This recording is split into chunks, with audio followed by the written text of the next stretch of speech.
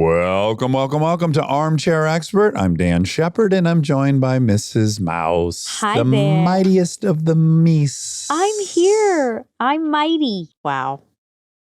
Yeah, I have to imagine many people have guessed about this episode because we've obviously been so excited for a while now, We have. knowing, and so excited that I was like, even though he said yes, I just feel like there'll be something will happen. I There's know. no I'm way. still scared. Yeah, I am too. Until it's been out for like even 2 weeks, Yes. maybe. But yeah, the number one from when I sat down, the notion of interviewing this person was absolutely implausible. Hilarious. It was a joke. It was a funny joke. Yep.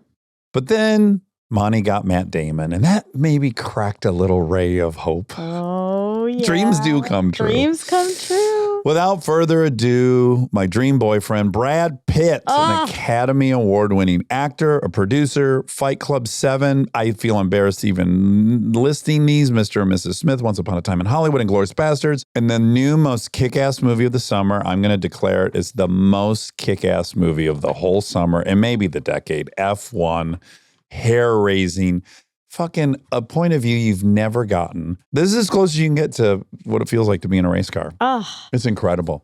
And he's fucking perfect. he's perfect. God, we love him. We really do. And as you'll hear, he's just such a delight, so kind, gave us so much of his time. Yeah. Charm the fuck out of us, Oh, really. yeah. Yeah. Well, get your spare. Nope. Don't say it. Please enjoy Brad Pitt. He's an armchair expert. He's an armchair expert. He's an armchair expert. Hi. Monica, how are you? So nice to meet you. Too. Sorry, I got ice. No, hands. you're good. You're I got good. What'd you get? I tried this new thing here. It's a Peaches. blueberry latte. Okay. I'll absolutely take a sip. Thank you for offering. Oh, yes. Is it Right? nice? Well, I love blueberry is my favorite fake flavor. You want in there? Get to take a Sure, little I'll rip. take Not really, but no, I will. I've put 2 nicotine That products is next nice. to you in case you That's very nice. are wanting. No, I'm done. You're done. Yeah, For Good how for long? you. a couple of years now. 0 nicotine. None. Why? I think 30 years of smoking. I've just figured I've had enough. I've had You've enough. had enough. Good for you. I've had enough. But nicotine is really good for your brain. Well, Is it? That's what he Right? likes to Listen, say. I got it in reserve. Yeah. You don't need any Fine. pick-me-ups. Now, is there any problem with like advertisement? No, and no. You can do whatever you want. We can Those advertise aren't for sponsors. Topo Chico Those are just what sponsors. we thought you might like. We threw a lot of beverages at But you. we're going to ask you to hold a fillet of fish at one point and say, God damn, this is good. You don't have to say McDonald's. I have no idea what this means, but I'm doing a fucking ad for You are. God's. Look it. Yes. No. supporting. Both Is of that? you. Sure. Wow. What is that, a waffle? What is that? What do we call that? Yes. Yeah. That looks fucking great. The blue's really nice. Okay, not only you. is this God's true cashmere, I'm pretty sure this is the one you gifted me. I've got a few now, and I was like, I think that's the one he sent. I think, you know what I think he's doing? I think he's kind of like pining for another I know. Oh, there's no for a question. gift. I think he's like He trolling wants a little another. bit. I mean, I'm not going to rule out that I don't want one. Monty has myself. she has some true. I do. I God's have true. some shorts. Shorts are fun. They're so cute. Yeah. The green and white. Would you go short hoodie? Would you do a hoodie? I would do a hoodie. Even with long hair? Because sometimes women with long hair, Yeah, they but don't I like keep the my hoodie. hair up a lot. You'd cut All your right. hair off, right, for a free hoodie? Yeah. Okay, great. For God's true? Or a blanket? You guys do blankets? Oh, yeah, we do cushy blanket. Ah, that sounds nice. All right. How did I we got come it. up with the name God's True Cashmere? My dear friend, Mm-hmm. who is originally a holistic nurse, Okay. and like that I met around the time we like met, Yeah. or really In your met, age of discovery? in my age of discovery. And I came in one day and she said, I had a dream about you. You said, I want more green in my life. And I literally said that to someone the day before, like just at a whim. I want more That's green in my spooky. life. That is spooky. And so she made me a green shirt. This super Oh. soft, super cash. So she was a holistic nurse who also made. Yes, her name is Sadhedi, which means It means God's truth. Oh. And she goes, what do you think of this? Yeah, we started making them, and we really liked them. Then we started making them for our friends, and Mm-hmm. we thought, all right, let's make a little side hustle and have some fun with it. It's been really a lot of fun, So Yeah, yeah. fun. But yeah, so she said, what do you think of God's True Cashmere? I went, it's bold. yeah. It's memorable. It sticks out. Uh-huh. Yes. Can't find a reason not to. Might get a certain segment of the country mad, but hey, let's roll with it. Well, I mean, everyone's got their own definition, right? They well, sure do. everyone thinks it's you, that you're God and it's your true cashmere. Oh, that would be the worst. What? That would be the I very think- worst. No. I think people might think Really? that. I thought it. No, Little you you didn't. In really a good did? way. In a good. Oh no! I've really stepped in it already. Yeah, I gotta go. Yeah, Pitt, he's known for his ego. No, you are not. Massive. No, you are not. Okay, so on that topic, I like that there's no entry to this No, thing. we It's get just right like, in. No. you just slide Don't it you in like and that? go. Because don't you think when you're acting, like action is almost, and there have been famous directors who don't say action, right? I You're asked like, him the last one not to. oh, you did? Yeah. Okay, yeah, because all of a sudden it's like, be great now. Yes. As yeah. Yeah, jarring. As opposed to like we're talking, we're hanging. Given the way you and I met, does it make you nervous? Sexually, you mean. Of course. Well, oh, he wishes. That's hopefully where it ends. You know, I've never had a gay experience. I kind of missed that window. But if I did, Yeah. it wouldn't be you. Oh man, you had me. I was That like, was- wow, he's gonna say I it. was like, Dax is Maybe going 14th. to die tonight. 14th or 15th. I don't want to brag, but you're gonna need to build up to me. Oh boy. I do recommend you start with some starters.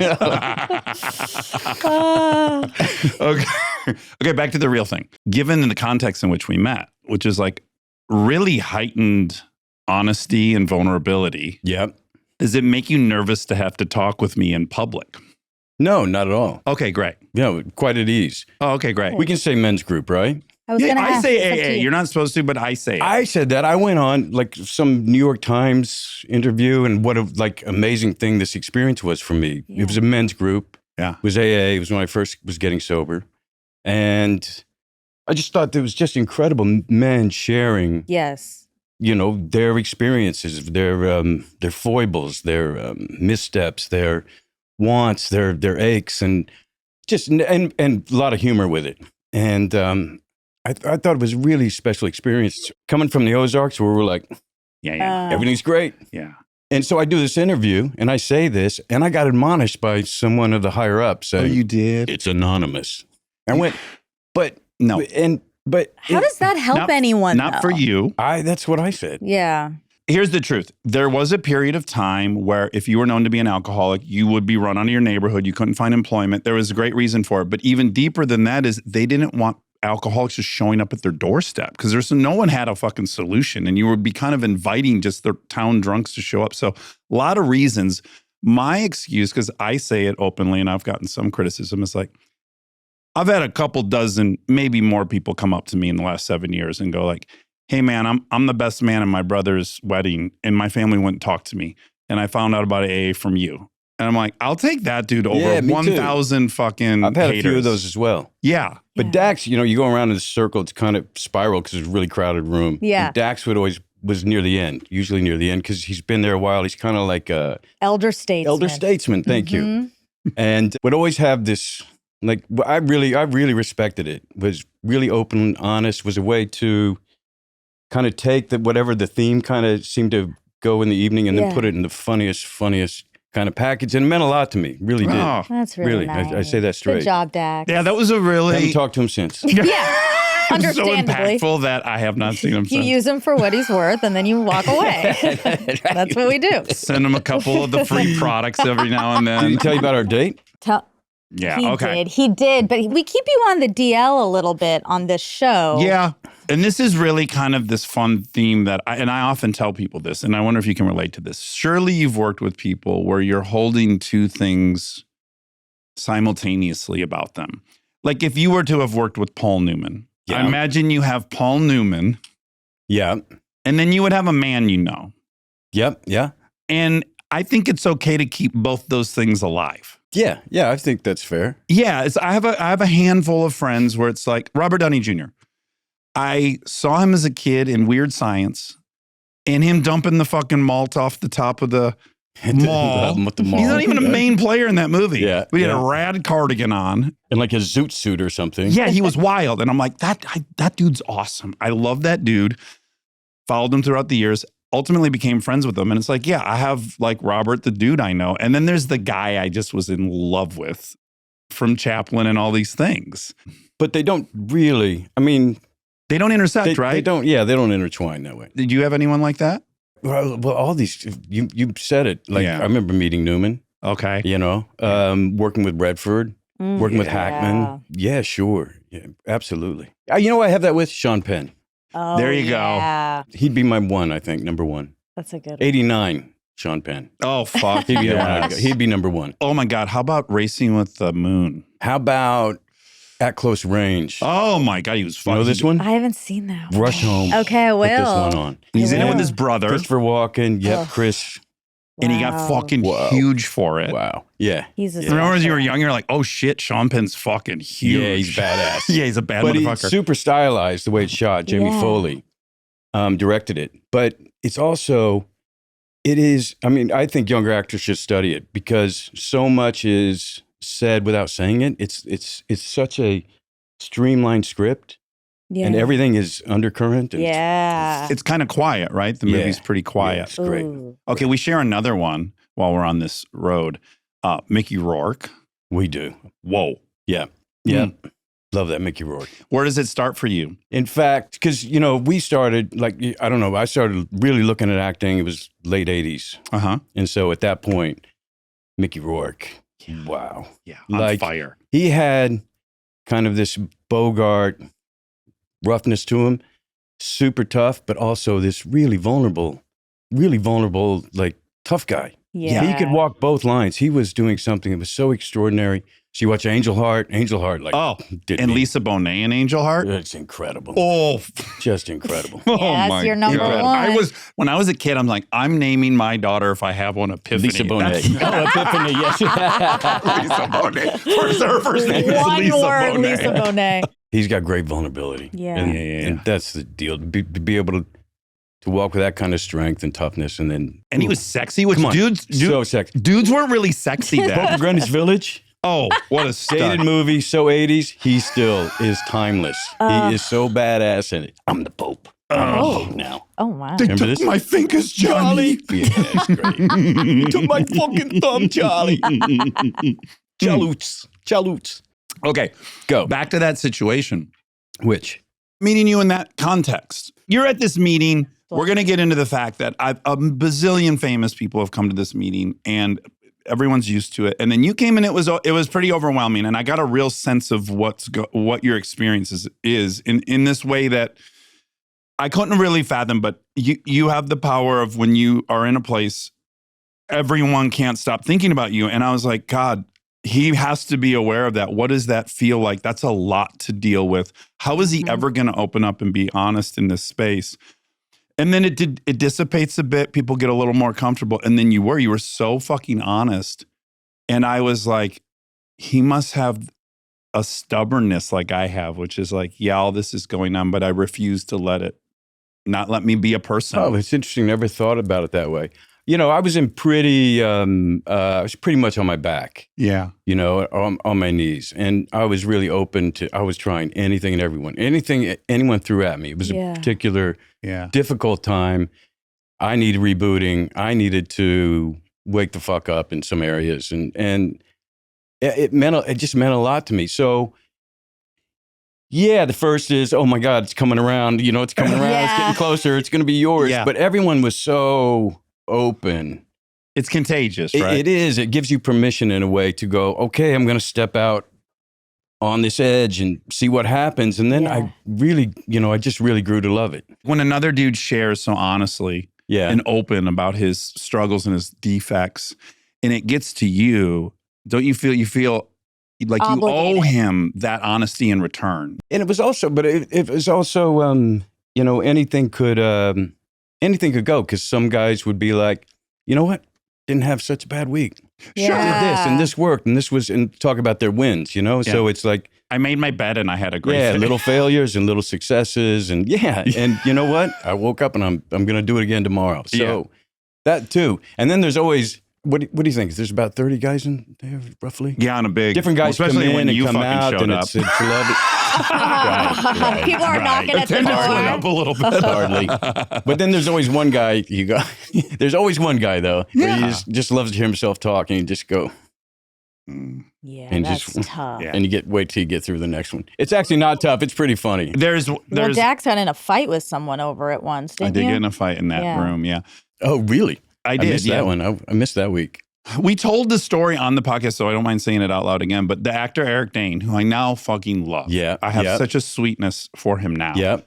Yeah, we all had a mini group over there. Oh yeah, Yeah. right. He was hosting. At Eric's. But when we first were around each other, it was not good. And then he threatened a dude in the meeting. Wow. And I said, let's go, I saw none of motherfucker. Things get- In the middle of the meeting, he goes, if you hit that timer again, I'm going to fucking throw you in that candle. Oh, That was that's his right. line. The time. And I go, that's it, motherfucker. Let's go. Stand up. Let's go outside. He stands up and go outside, and I'm going to beat the fuck out of him in Tom's driveway. At an AA And meeting. at an AA meeting where we're Oh coming my for healing God. and That's hilarious. understanding. And then, but what's great is we're friends now, and we told that story on the Yeah, podcast. it And it's was like fun. quite a hilarious beginning for us because now I love him. But anyways, I said all that up just to say is I felt very compassionate to what you go through. And I never sweated you. I wasn't like coming up to you, hey man, I'm Dax, nice to meet you, blah, blah, blah. So I didn't really interact a ton with you. We'd met before that. We'll save think. that to the end. I think. Okay. Well, no, I'll tell you, Listen, I know. Listen, it didn't leave a mark, but I'm pretty sure we did. Okay, listen. I think it would have left him. So I didn't sweat you much. And I do want everyone in the world to know, like, you're insanely gracious. You learned everyone's name. You engage with people. I almost thought you were particularly good at assessing who was kind of low status, and you seem to really be kind to those people. There was a thing going, and I really It respected was really moving. I mean, some of these men were so moving. And then you come up to me at the end and you go, hey, are you going to this track day next week? And I go, yeah, I am. And then I go, oh, right. We both know Duffy. Yep. This must be how you know I'm going to that track day. And then you go, Track day, motos, Vehicles. Gotcha. motorcycles Yep. on the track. I know wheels, about vehicles. 2 wheels. She's been on some vehicles. I've been on a couple. And you go, hey, you want to ride up on a helicopter with me? And I go, absolutely. Where's Who's this going to going? say no to that? Of course It's a I real will. What should I wear? bachelor style date. Do you have a favorite color you want me to dress in? Yes. So you invited me and I was like, oh, this is incredible. I wasn't even sure if he knew I was in this room. And then we went on this glorious helicopter ride. For me, it was very romantic. Chatting the whole way. Like, And were you like, giving a tour? Just slowly. Yeah, slowly get that hand around No, what? there. It's just like a 3-hour drive up there and something like that. Isn't it? Well, it's a 2.5? beat down. Yeah. Yeah. So to get up early and, Go do the more thing. time on the track. Yeah. It was just one of those rock and roll things you get to do every now and then. Yeah. that's so You said cool. you want to go, and I was like, yeah, I'm not sure how I'm going to get my bike there. But I'm saying yes, whether I have a bike or not, I'll ride someone else's. Yeah. Let it be known, Dax is rapid. He's quick. He's fast. You brought him here to give you so many Let the compliments. record No, also reflect he is. Brad's I know, very no, I fast. know. Brad's very fast too. Okay. No, not that much on 2 wheels. I wasn't as quick as these guys or Channing. Well, he's been doing it a long Channing time. was annoyingly good, really quick. Really good. Really good. And I'm like, yeah, he's one of these athletes that can kind of do every Natural. single. Like Lewis, we had Toto on, and Toto was like, Lewis is one of these guys that drives you crazy. He can do everything. He tries it, and he's immediately fast. You just kind of got to do like a subdued Schwarzenegger. It don't is. you? And It's almost the and same. it's bang on. Yeah, It's like as pretty if good. Schwarzenegger went to a 4-year college. I have a quick question about the meeting before Go. we leave the meeting. yeah. Go. When you first get there, are you thinking, like when it's going around, are you thinking, are people going to talk about me specifically? Like, is there any nerves going into a meeting when you do have to be very vulnerable and like people there might have an extra interest in my story? So I've heard of stories where like Philip Seymour Hoffman went to one and someone videoed it and Yeah, put it out. see, that's and, scary. But I'd been assured by another friend this was a safe place. Two, I am I mean, I am a stubborn fuck, but I am also, when I've stepped in shit, I'm pretty good at taking responsibility for it and Yeah. owning up to it. Yeah. And now it's a quest to, what do I do with this? What, how can I write this and make sure it doesn't happen again, or I just Be better. be better, Yeah. step up. And so I was really open to that, and I was really open to see what these guys were doing, who had their thing and been there for a while. Sure, I was a bit shy. I can generally be a bit shy in any kind of situation first. Yeah. But I don't know. I just remember getting my arms around it pretty quickly and really, That's good. really, it became a thing for me. It was really like something I'd look forward to. Yeah. Yeah. Me too. That was a very kind of special. Yeah. Yeah. But it's going on. hard, even in like therapy, even me in therapy, who no one cares. But I'm like, Hopefully should your I therapist tell will. my therapist? Could care less. But I'm like, should I tell her everything? What if she tells somebody something? There's just like, there's always that. Oh no, I don't have didn't know that. when I jumped into That's therapy. great. Then I was just blah blah blah, and I did this and I did that and da da da and I did Good that. for you. That's good. Trusting. Or Stupid. desperate. No, well, desperate's a good reason. Yeah. Yeah, you don't come into AA because everything's working out fantastic. No, that's usually not the entry point. It's is not the it? winner's club. Yeah. Yeah, most people, like, your hair's got to be on fire before you go, like, yeah, I'll go hang with a bunch of dudes and talk about emotions. My feelings. Yeah, my feelings. Yeah, it's not the most appealing offering. I want to know about Missouri. Yeah. So I think we've bonded over this before. And you saying I want more green in my life is something that I constantly think of as like, I just lakes is in my DNA. Yeah, you and me both. I hadn't read, shockingly, I hadn't read Huckleberry Finn or Tom Sawyer, any of that until maybe 2 months ago. I read both. Amazing. And now I'm reading the Chernow biography on Mark. Yeah, I just got it. I picked You it just- up. Yeah. Good. Is it great I haven't so Yeah, far? started it's yet. awesome. Oh, Yeah. good. And so, Looks really good. how close were you to where he grew up? It would have been the same. It's the Ozarks. It's the same. It's a pretty. I mean, it's a beautiful country. Yeah. But it's also the Mason-Dixon line. North and South fought there. It's birthplace of televangelism. Oh, Like, wow. But a lot of meth labs in the. It can be. Yeah. There's Yeah. this dichotomy that's kind of always at play, and because it's this confluence of Midwestern and Southern, and it I don't know, it all kind of flattens out there in a way. At least, like, our accents are kind of more like this. We just kind of like talk like this, and we just keep on going, and just, it's kind of. Yeah. And your dad owned a trucking company? At the tail end, he did. He ran a trucking company. He did. Yeah. Was he himself a truck driver? No, He wasn't. no. But I worked there. You did. Yeah, on the docks. Loading. No, they didn't let me load. They didn't let you. They didn't let you near the forklift. Yeah. And mom was a counselor? She was a teacher, and then was she raised us, and then got more into counseling after we left. Okay. So what kind of you have a very confusing, when I go through my stereotypes of where I grew up in Michigan, people didn't play tennis and they weren't swimmers. Like, your sports I can't really put you in a box. You were an athlete, but you were golfing and swimming. Never golfed. You didn't golf. No, I rebelled against golfing because everyone was golfing. Oh. Okay. Well, it was rebelling against. It was kind of the sport of the. It felt like the sport of the religious right. Oh, a little bit to me. interesting. And so my dad, like, he did all right, and he gave us, we were middle class. He gave us, certainly much better than what he had. He was outhouse poor, Oklahoma, and gave us much better opportunities. But that one, I don't know. I had a bug up my ass about that one. Yeah. And yet, I watch all the masters. Oh, you do. I love them. I find them so relaxing and amazing, and They're great to take a champions. nap too, right? and they're good to doze and come back in. Yeah. Not much has Come happened. in and see, hole 16, 17, 18. That's Yeah. not really a good selling point. Like, it's good to nap too. Yeah, if you like napping. But it is incredible what these guys do. Yeah, it's it is. incredible. It's amazing. I had no interest in it, and then I got sucked into Full Swing, which is the same fucking company that did Drive to Survive. Me too. Love that one. Everything they make, I watch. Yep, me too. Do you watch the jockey one? No, I The didn't know race for the jockey Triple one. Crown? No, but we just Ooh. did one with him. Oh, you did? Ooh. Isle of Man, TT. Oh my God. Wait, 4 what? episodes, Channing with Channing's company. No. And then Channing's going to do a film. Yeah. Cool. Oh, baby. Yeah. You've been then. I've never been. Have Okay, you? that's what we'll do Have together. you been? No. This is the most insane race.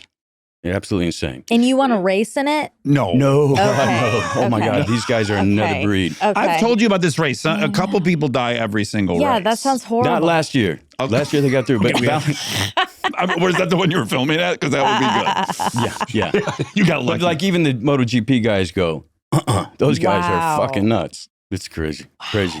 Okay, great. We're right here. What it enrages in me is you're a coward. I'm so afraid to do that. And now, weirdly, I have got to do that because I'm a coward if I don't do this. That's what drove me to He it. has so much shame. What drove you to it? There is that white trash side of the Ozarks of Yeah. that component, and growing up, getting on a mini bike and being at the lake and in bass boats, and my dad would give it to us at 12, and we'd take the boat out on ourselves. Yeah. You know what I mean? Yeah. And then driving too early and driving on dirt roads, driving in the rain, driving in the ice. Did it snow there? Oh yeah. Okay, Yeah, yeah. 4 seasons. 4 Driving good in the seasons. snow is the Yeah, funnest yeah. thing a young man Yeah. can do. Except you hit the black ice and Ugh. Yeah, it'll Yeah, surprise yeah. you. yeah. The motorcycle thing, just you started watching it. No, I had one when I was a kid, and then kind of lost it in the '90s, and then got back on it. I'd kind of watched a little bit, in the Mick Doohan period when he was winning MotoGP, Yeah. and that's a crazy story because he had a horrible accident in the early '90s.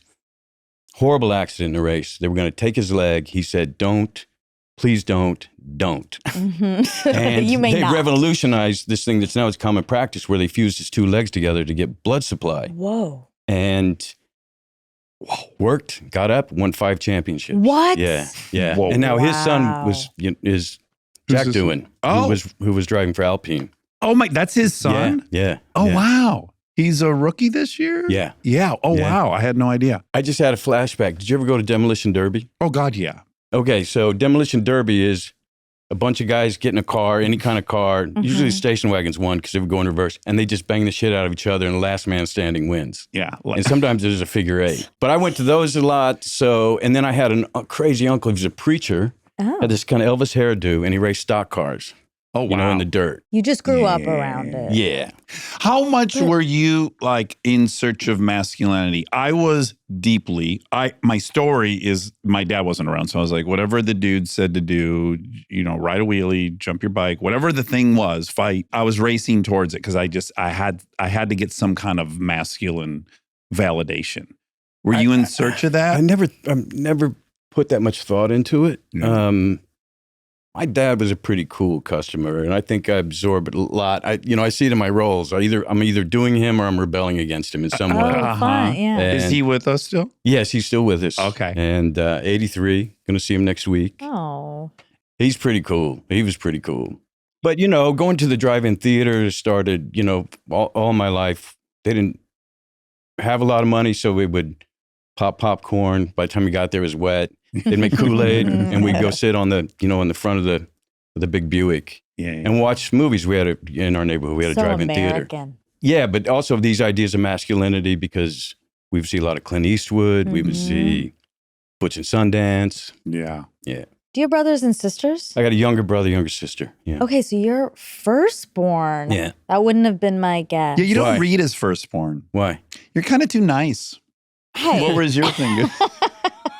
Because I'm firstborn. We are bossy, I suppose. I think I associate that type of adventure with a middle or youngest. Ah, okay. Yeah, because you're trying. That's the other thing. I had an older brother, 5 years older than me. So whatever he was doing, I was trying to do. Yeah. So he was in a BMX, and then I was in a BMX, and he was in a You're always skateboard. trying to raise. I feel like you're always trying to raise the stakes when you're a younger Improve sibling. yourself. That'd be my brother, certainly. Really? Always getting in trouble. and- Yeah. Is he wild? He was wild then. Now he's uber Zen. successful, and whatever he takes on, he masters it. But that was the thing. I think when you talk about masculinity, I maybe I put in terms of capability because that was Mhm. kind of a big thing with my dad. You get up and you do it, and he had us working we're mowing the lawn at 8, like you shouldn't be around these blades and things and dumping them. But all my life I had a job. Okay, so maybe that's another thing I chase and maybe do is competence. Yeah. Competence is so hot. Yeah, you know what? I'm gonna agree with you. You talked about all those sports. Like I was okay at all of them. Yeah. I wasn't great at any of them. Yeah. I didn't stick with any of them long enough to be great at them. Not that I even could. Yeah. But to be competent in all of them. Yeah. Did you ever have to beat anyone up to save your brother? No, in fact, I remember he got in fights before I did even. Oh, okay. Yeah. Stay tuned for more Armchair Expert, if you dare.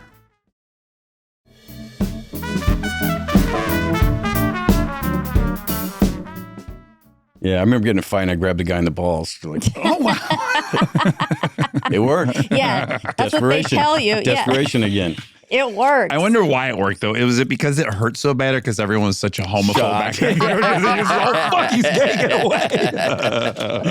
Run away. Was that happening then? Was there like a lot of like, you have to be calling a wuss? Don't cry. It's still happening though. We thought it was gone. And then we were talking to Dax's kid the other day and I was like, she was like, this kid in my class is racist. And she was like telling, and I'm like, he is racist. Oh, yeah, like crazy racist in LA And schools. they're Like, 10.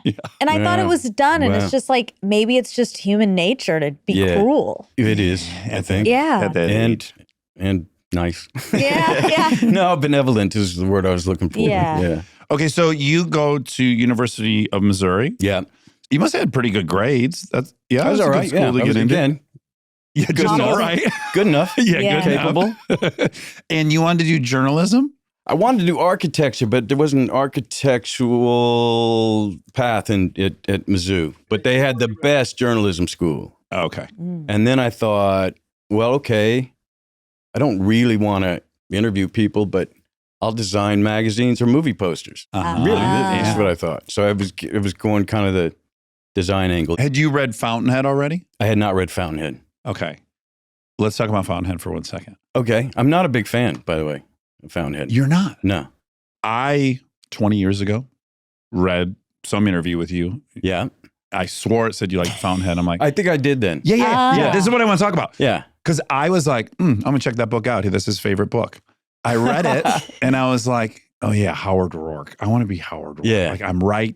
No matter what happens, it's just proven I'm right. Yeah. That's a very appealing For people archetype who when you're haven't young. read it, what is he like? Howard Rourke is basically Frank Lloyd Wright, right? That's the kind of model. That's the idea's model on, Ayn Rand modeled it off Frank Lloyd Wright. Yeah, so he would design things for people, but he wasn't really interested in what they wanted. He was a genius, and he would come in and he would build something for you. Let me show you what you want. Got yes, it. Yeah. it's his vision.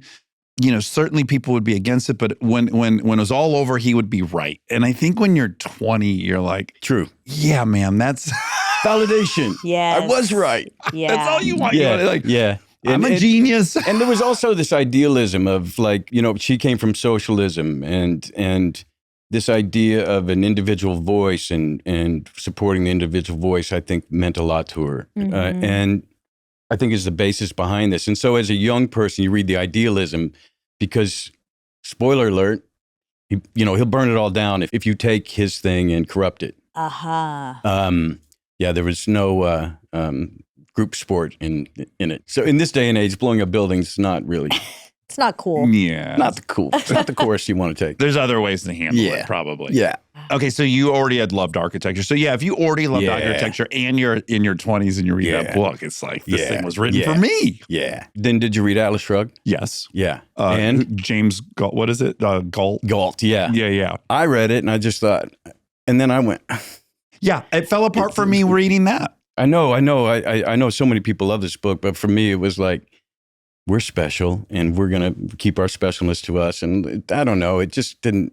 Yeah. Similar theme, I guess. Like, It was all about individualism. yeah. But it was also this entitlement to just that our opinion is right and we're best and we're going to keep it to ourselves because you don't deserve us. This Yeah. kind of, I don't know. Compromise would be a very ugly word for Yes. her or any of those books. Right. Yeah. Now, is this true that you left college a week before graduation? No, I actually went through graduation. Oh, I just didn't finish my last week of classes and actually graduate. But my parents were already coming. Oh, you went to the ceremony, but you didn't graduate. Fucking walked the line, hat and all, cap. you wanted to be able to throw your hat. Well, sure. It's very I'm not fun. gonna miss that. That's a crazy fucking decision. No, because I decided come to LA. You Uh-huh. only have 1 week left. I had 1 week left, but what's the Spike Jonze movie adaptation? Remember when Chris Cooper goes, he talks about, he's into, what is the flowers? Yeah, the lotus. Yes. Lotuses? Yes. No, it wasn't a lotus. Orchids. Orchids. Yeah. And he talked about his former Jones was about fish or some kind of fish breeding. She said, I think it was Meryl asked him what happens, and he says, done with fish. Yeah. It felt like that for me. It just like, Wow. done. I don't want to do this. I talked to a friend. It never occurred to me I was kind of lamented that movies weren't an option. I'd always loved movies. I met this friend whose dad had a condo in Burbank and said I could stay there for 1 month. Oh, And I went, green light. I'm going to it. I'm going to it. And he moved to Wow. Beverly. Wow. What car did you drive out for that? Datsun 200 SX Oh, wow. with the bumper hanging off. Okay, wasn't in great You shape. still have it? No. Oh, sometimes it's fun to have those old original. Do you fantasize about getting any of the stupid cars you have? Because I had a 91 Honda Civic DX for a decade here, It's and funny. I want to get one and make it fucking fast. I was just looking, my dad had a 74 Monte Carlo, and I was just looking that up. You got to get it. I was just looking it up. You gotta get Just it. for fun. Just a little tribute. How often are you scrolling those cars? Be honest. Yeah, just bring a trailer. Almost Your as often as I'm scrolling Zillow. Yeah, I know. I- Zillow will really. I love house get ya. porn. House porn, car I porn, know. bike Yeah. porn. Well, you've been in this situation for a long time, but it's for so long. It was just I dreamt about it, and then I could do it, and then I did it. I bought too much stuff. I saw the toys out there. It's Fun. Yeah. And this is Looks me. fun. This is me now, like constrained. So I have these like rules I have to have in place. Like I have to look at the car like 10 times, and I gotta want it still in 4 months. You know, like So you make sure that you put the time in to make it worth its while. that's right. Because I'm dangerous. I get on Bring a Trailer, and I'm like, oh my fucking God, I need that thing so I know. bad. Okay, so you No. drove out in a Datsun. I did hear a funny story about you wanting to get your SAG card and interjecting a I got line. shut down so hard. Will you tell Oh, did I Monica get What that? shut happened? down? I was doing extra work for about a year and a half before I even got to do something real. I was an extra, Yeah. and I was thrilled. I loved it. I couldn't believe I'd be on set. Yeah. And I started that. And I mean, when I landed in Burbank, I got the paper. I went to McDonald's. I had $275 left in my name. There were 3 extra agencies. You could pay them $25 and you were in. I found it in the paper and I got in. The next day, I'm going. I'm rolling. I'm doing an industrial like video by the end of the yeah. week. Yeah. And I get this gig. I'm about. I know you're already inflating what happened. I'm an extra in this movie. I land this role. I land this job as extra. As a waiter. But the funny that when I started, I put them on like a resume, like they were course. real. Yeah. And it Yeah. still haunts me. Oh, sure. It's still like on my. Anyways, That's great. I'm like a jackass, and it's a restaurant scene, and it's the main characters Charlie Sheen and DB Sweeney, and a bunch of other actors that I wasn't necessarily aware of. And I am the waiter. I'm supposed to bring up champagne and pour champagne. They show Okay. me how to do it. You got to pour, you yeah. spin, you wipe the thing. I said, That's great. more than an extra. I come in. Well, it was a chosen extra. I was chosen. I got put wow. forward. Oh my God. And the whole game was, how do you get your SAG card? Yeah. Because you can't get a job if you don't have your SAG card. But you can't get your SAG card unless you've had a job. So it know. was this catch-22. And specifically, you need to speak. Yeah, you got to speak. That Yeah. was the finish Barrier to line. entry. Yep. Yes. And like a jackass, they're having the scene. They're doing the scene. I get to the last actor, and she seemed lower on the totem pole. Like I thought maybe. And literally the scene is going on. Oh, I pour her champagne and I go, would you like anything else? I want the dailies from that. Me Listen to this. too. Listen to this. Oh my God. It was. First Oh, AD no. runs over. You do that again, you're out of here. Oh my It was God. just shame for the rest of the night. That's so Took a shot. funny. Yeah. Look, it was These are the there. best stories. Favreau has Took a one. shot. Favreau is an extra. I think it's like a Hoffa or something. Something's shooting in Chicago when he lives there. He's an extra and he's in a van and he's driving through the background of a scene. And it occurs to him, they're not going to be able to see me. There's not enough light in here. No. So he decides, No. I'm going to turn on the interior lights Oh my and I'm going to drop the visor and turn that light on. And so, like, take 3, someone finally noticed, like, what's going on with the fucking extra? Why is the extra lit in the van? And it's like, God, wait, you can't light yourself. Oh my God. Industrious, though. Oh, my Industrious. God. Yeah, we're desperate at that time. Yeah. It's so yes. endearing. It's so hard. It is. It's sweet. So, how long before you were, like, I guess when's Thelma and Louise, how long before we get that? They would say, 5 years? If you're not working in 5 years, like, go home. Mm-hmm. And I got that at year 4. We just need to honorably mention Monica and I's shared favorite movie is 7. Yeah, it's actually hard Yeah. for me to, with you sitting there, think Connect. it's you. Yeah. Yeah, because we've That's watched that it thing. so. It's that thing.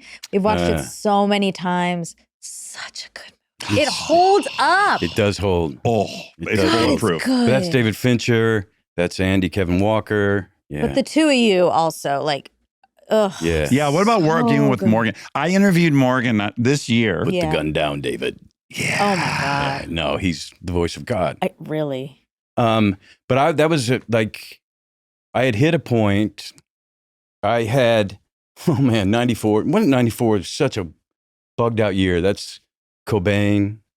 That's Oh. OJ. The whole Oh. summer. Yeah. Wow. Yeah. And I had, I had not such great experiences coming off a couple of jobs. And I just wasn't really sure. I wasn't sure what I was doing. I had the weirdest summer.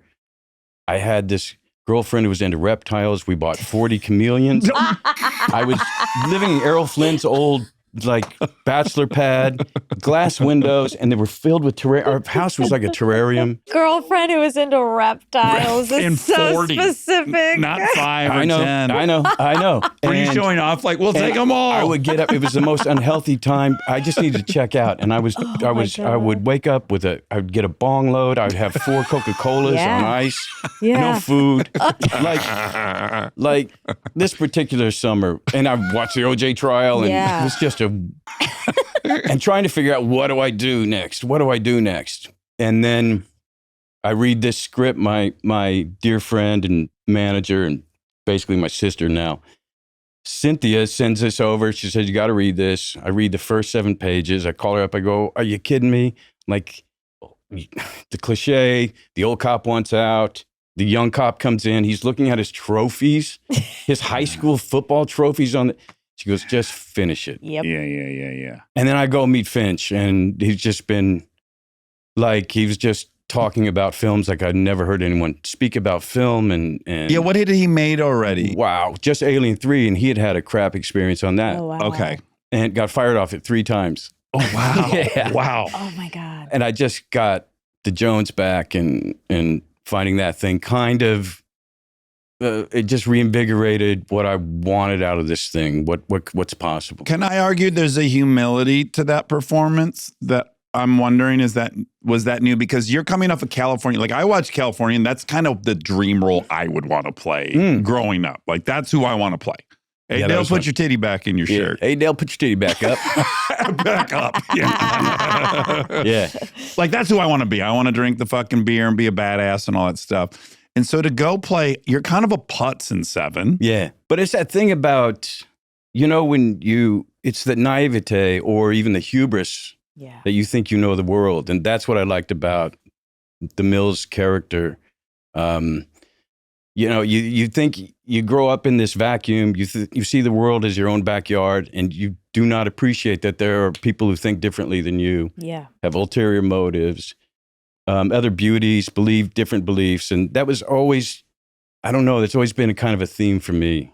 This idea of your own hubris is the only time, anytime I've ever got knocked down, it's been because of hubris. It's been Yeah. because I think I know what's going on. Yeah. I think I know the score. Yeah.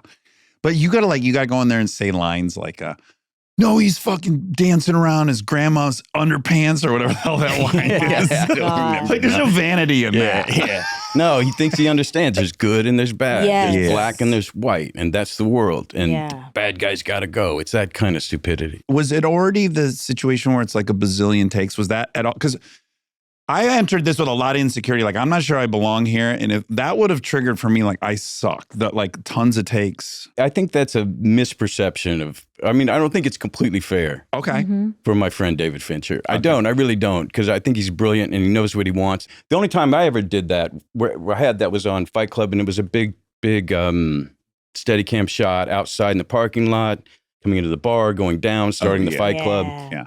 That one I remember, that was like 40 takes. But they're so technical. And so Yeah. usually there's a technical aspect of it, or if he needs to beat the acting out of the actor, Yeah. which is the Kubrick way. Uh-huh. And that's the only time I've ever seen it flare up in that way. It never triggered your insecurities. He is not shy to do it. No, in fact, I was more insecure the first 4 takes. I'm trying to find my way. Okay. So I've actually won a lot. And I feel, at that time, I'd feel safer.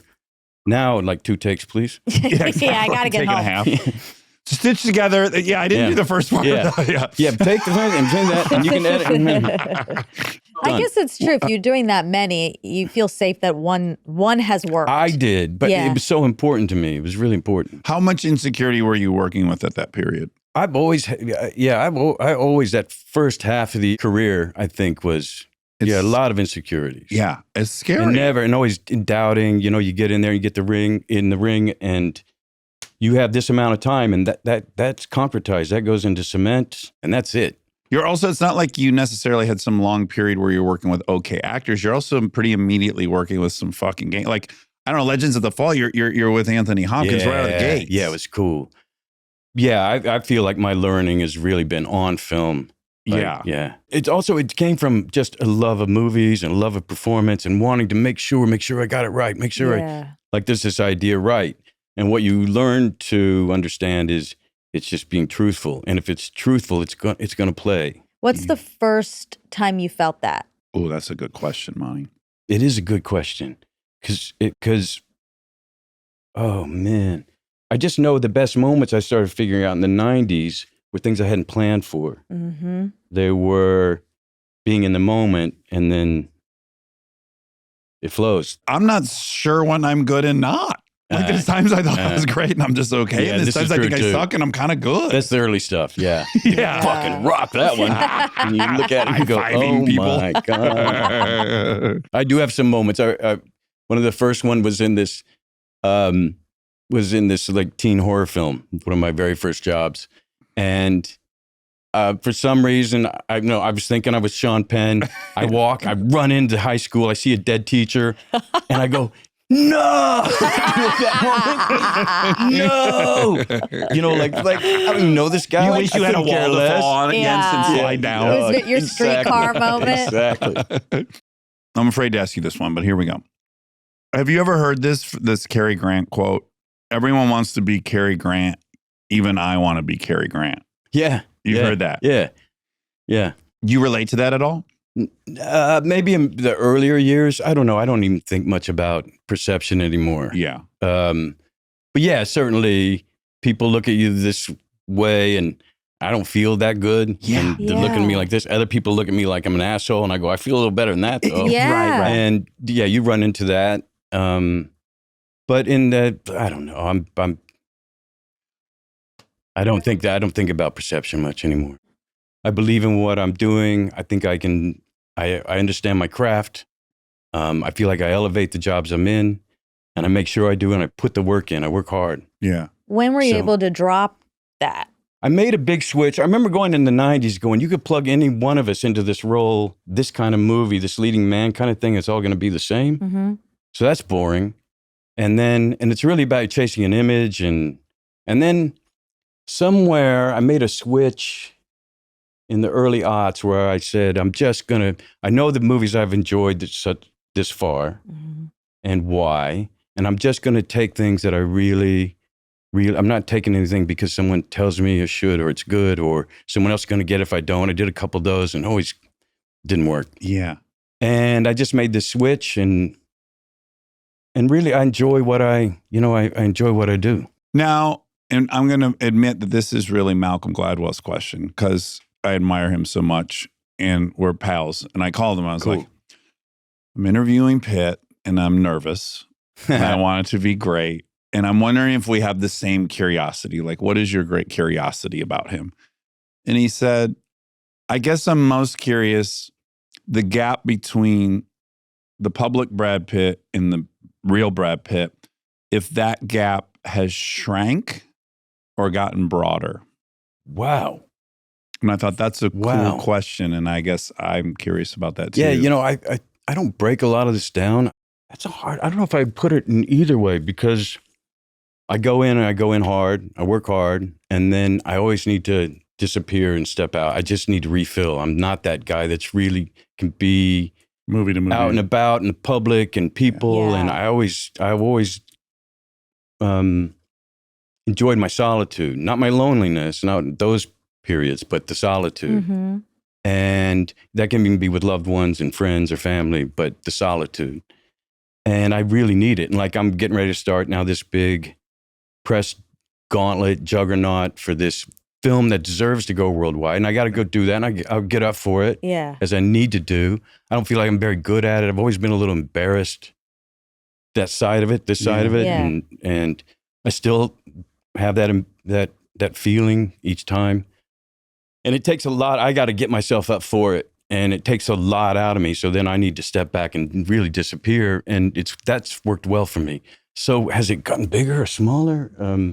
I think it's gotten smaller. My relationship with it, the gap's gotten smaller. Is the embarrassment because it feels like there's some kind of lack of humility in that part of the job? Yeah, we broke where we grew up, and especially that era. You're a braggart if you talk about yourself. You're conceited. Mm-hmm. And I got accused of that, I think, a lot as a kid, even just being quiet. We would get accused of being conceited or something. And I didn't understand that. And then there's just I think the fear I'll always have of just putting my foot in my mouth or stepping in a pile of shit. And Yeah. I live with it. you know what I mean? I've never considered this my specialty.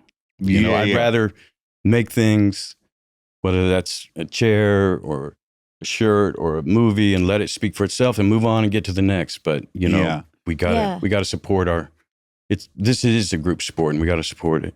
My arc, which is, I'm embarrassed to even try to compare it to yours, but my arc was, I wanted it so bad. It happened. It was so fun for a minute. Then I was at what was the hamburger restaurant I loved down in Austin. I was making Idiocracy, and I was in Fuddruckers, and I was like, oh, that table of people staring at me. Oh, that table's also staring at me. And I remember leaving the restaurant, calling my girlfriend, and like almost in tears going like, I feel so out of control. Like I feel like I have no control over my environment anymore. And it felt very claustrophobic. Yeah. And then I hated it. And then I came to accept it. And then even more profound in therapy, a few years back, the dude really figured out, or helped me figure it out. I feel very fraudulent receiving that attention. I don't feel worthy of that. Yeah, that's fair enough. But when you say worthy, because the importance isn't there, that it's looked at from afar like it's important in some way. And I have a similar version of that. I mean, the way I was able to get my arms around it was, I just remember the kid when I saw my first celebrity. I moved here in a week. I saw John Cusack at a Fishbone concert. I embarrassed the person with me because I was like, and they were like, shut up. You're in LA. She turned her back on me. Yeah. It's not cool here. Yeah. And that's not cool. But I just remember what it meant to me. I remember I met the Harlem Globetrotters when I was a kid. I got pulled out on the court. No. Oh. Yeah. The first The whole taste. metal arc and all of that. Remember with the bucket of, all of that. And Curly and but those the guys, the OGs. original squad. Yeah. And what it meant to me. And so when you look at it that way, that you can brighten someone's day, Yeah. you know, like their mundane day, and it could be like a highlight in some way, like those days were for me.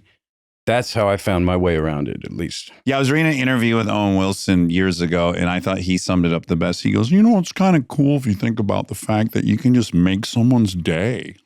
And I was like, well, that is a cool nice power. way. Yes, it looking at is. Yeah, it's a lovely thing. It really is. But you need to like accept it. It's like it's easy to get caught in fighting it. Yeah, yeah. And you can ruin your life, I think. Because too, there's no, there's no guidebook like Yeah, tells you that part exactly. of it. I love movies. I didn't really understand, Fame. that part of it Yeah. and what you lose, what the trade-off is. But we got to talk about Punk'd, because Punk'd was pretty revolutionary. Jackass and then into Punk'd. Yeah. That was pretty revolutionary at a time when we're coming off this time where we got to be tough guys. We don't show weakness. Mm-hmm. To this turn of this punk rock kind of effect again, approach. Like, no. Not only that, we're gonna embarrass ourselves the most we can. And there was a real Right. freedom in that switch that happened. I don't think I can appreciate that, but I rank Punk'd up there as something kind of revolutionary. Oh. Really? No, I mean this.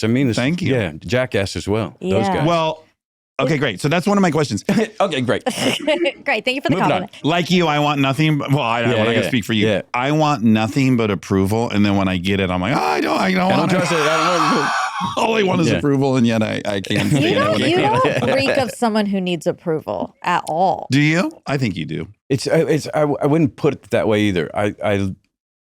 I know if I like the work I'm putting out there, if I like the stories, that it's going to speak to someone. I'm not going to speak to everyone, but I know it's going to speak to someone else too. And I have total confidence and faith in that. I have a comfort in that. Yeah. So it's a different than approval. When I think of what movies meant to me as a kid, again, living in a kind of a Christian vacuum, that was, you saw different ways to handle things, and you saw different cultures and things around the world, and you saw John Travolta swearing at his dad for messing up his hair, and like, I work hard on my hair, that kind of shit, and like I was just like enraptured with it. Yeah. And movies for me was that kind of other teaching. You as Brad, do Yeah. you need it? Like Dax and I need We're bottomless pits of approval. approval from, let's be really honest, like people who we think are High status. high status. Yeah. As the gross way of saying it, It's but my it is grossest quality. It's People I gross. admire. Yeah. exactly. Or yes, you yes, still have that's that. fair. Yes, Okay. yes. And by the way, I still feel like that kid in Missouri who's, Oklahoma, Missouri, Ozarks, who's just like, still like groping his way through this whole thing. Still kind of can't believe you're here. No, I take total responsibility for being here. Oh, okay. But to me, it's just another craft. Yeah. It's just like anyone who works hard at what they do and has confidence in what they do. Now, Jackass, Yeah. the person I admire the most is Will Ferrell. Yeah. Will, right. I'm at a basketball game. I will not miss a Will Ferrell movie. More what I love is his his art installations as a human. So I'm at a Lakers game one time, and I'm with Chris, and I go, "God, the security guard looks like Will Ferrell." You know, at the Lakers, the guys with the red jackets. Yeah. Like, God, it really looks like Will Ferrell. And I'm like, that's Will Ferrell. Will Ferrell's sitting there as a security guard next to the other security guard. Oh my God. I interviewed him like, what was, I saw Fantastic. you at the lake, and he goes, oh, I have this bit with Adam where on our birthdays, we give each other outfits, and then you have to go use the outfit wherever. And so Adam gave him the That's full security, great. and he That's smuggled great. it into the Staples Center, and he went into the bathroom and he put the outfit on. And he came out, and I'm like, Wow. I just admire it so much. I'm almost like mad at myself. I haven't thought of that. But I love the sabotage of it and the Right. good fun, like the underground Yes. fun. Oh, you got to have with this thing. We'll do that with interviews and like, or if you're going down press lines, you got to say, remember like on Oceans, like go to Matt and you got it. There's like 50 of them. We got to Yes. go. You have to use God willing in every single interview, or give him some word or something. Yeah. But what I've really liked this about you is like, I'm watching Jackass one time, which I loved. And all of a sudden you're on the show and they kidnap you. Celebrity kidnapping. Yes. It was great. What? It was And I'm great. like, Oh, God bless him. He likes Jackass, and he had to. Did you reach out to them? I'm not sure how it happened. I knew Spike through Oh, Fincher. Okay. And they were shooting Being John Malkovich right next to us. And while we were shooting, we'd visit the 17th and a half floor, whatever it was. You know, they had a duck like this. And I don't know how it happened. I knew Spike from that. I loved Jackass. I loved what they were doing. And again, I thought it was revolutionary. And I think maybe with Spike, I said, you ever need, I'm in. And then they called up. Yeah, Knoxville called up. And how did you end up on Dave? There's another thing. I'm watching Dave, you're on, and I go, oh my God. And then again, I reverse engineer. I go like, Brad loves Dave. How rad. I love Dave. It's so good. I tell you, my favorite humor is the most irreverent humor. Maybe because I'm like so worried stepping shit. Yeah. People who say the wrong thing or do like I will do this at times, say things that are so like wrong. Yeah. And it just makes me laugh. It makes me laugh. And when people do that, anyway, I just find it the funniest. And so I think his show, maybe he got word that I really liked his show. And he wrote me, said, hey, you want to do something? And I just said, I'm trying, but I can't find a reason not to. So I guess I have to. Oh, that's a great answer. Yeah. That's good karma. Yeah, I agree. It's good karma to go participate in the things you love. Come on, genius show. Yeah, he's incredible. That show's incredible. I mean, what wit? And I so admire that wit because I don't feel like I necessarily have that. Not that, that really so quick wit. Fast. Stay tuned for more Armchair Expert, if you dare.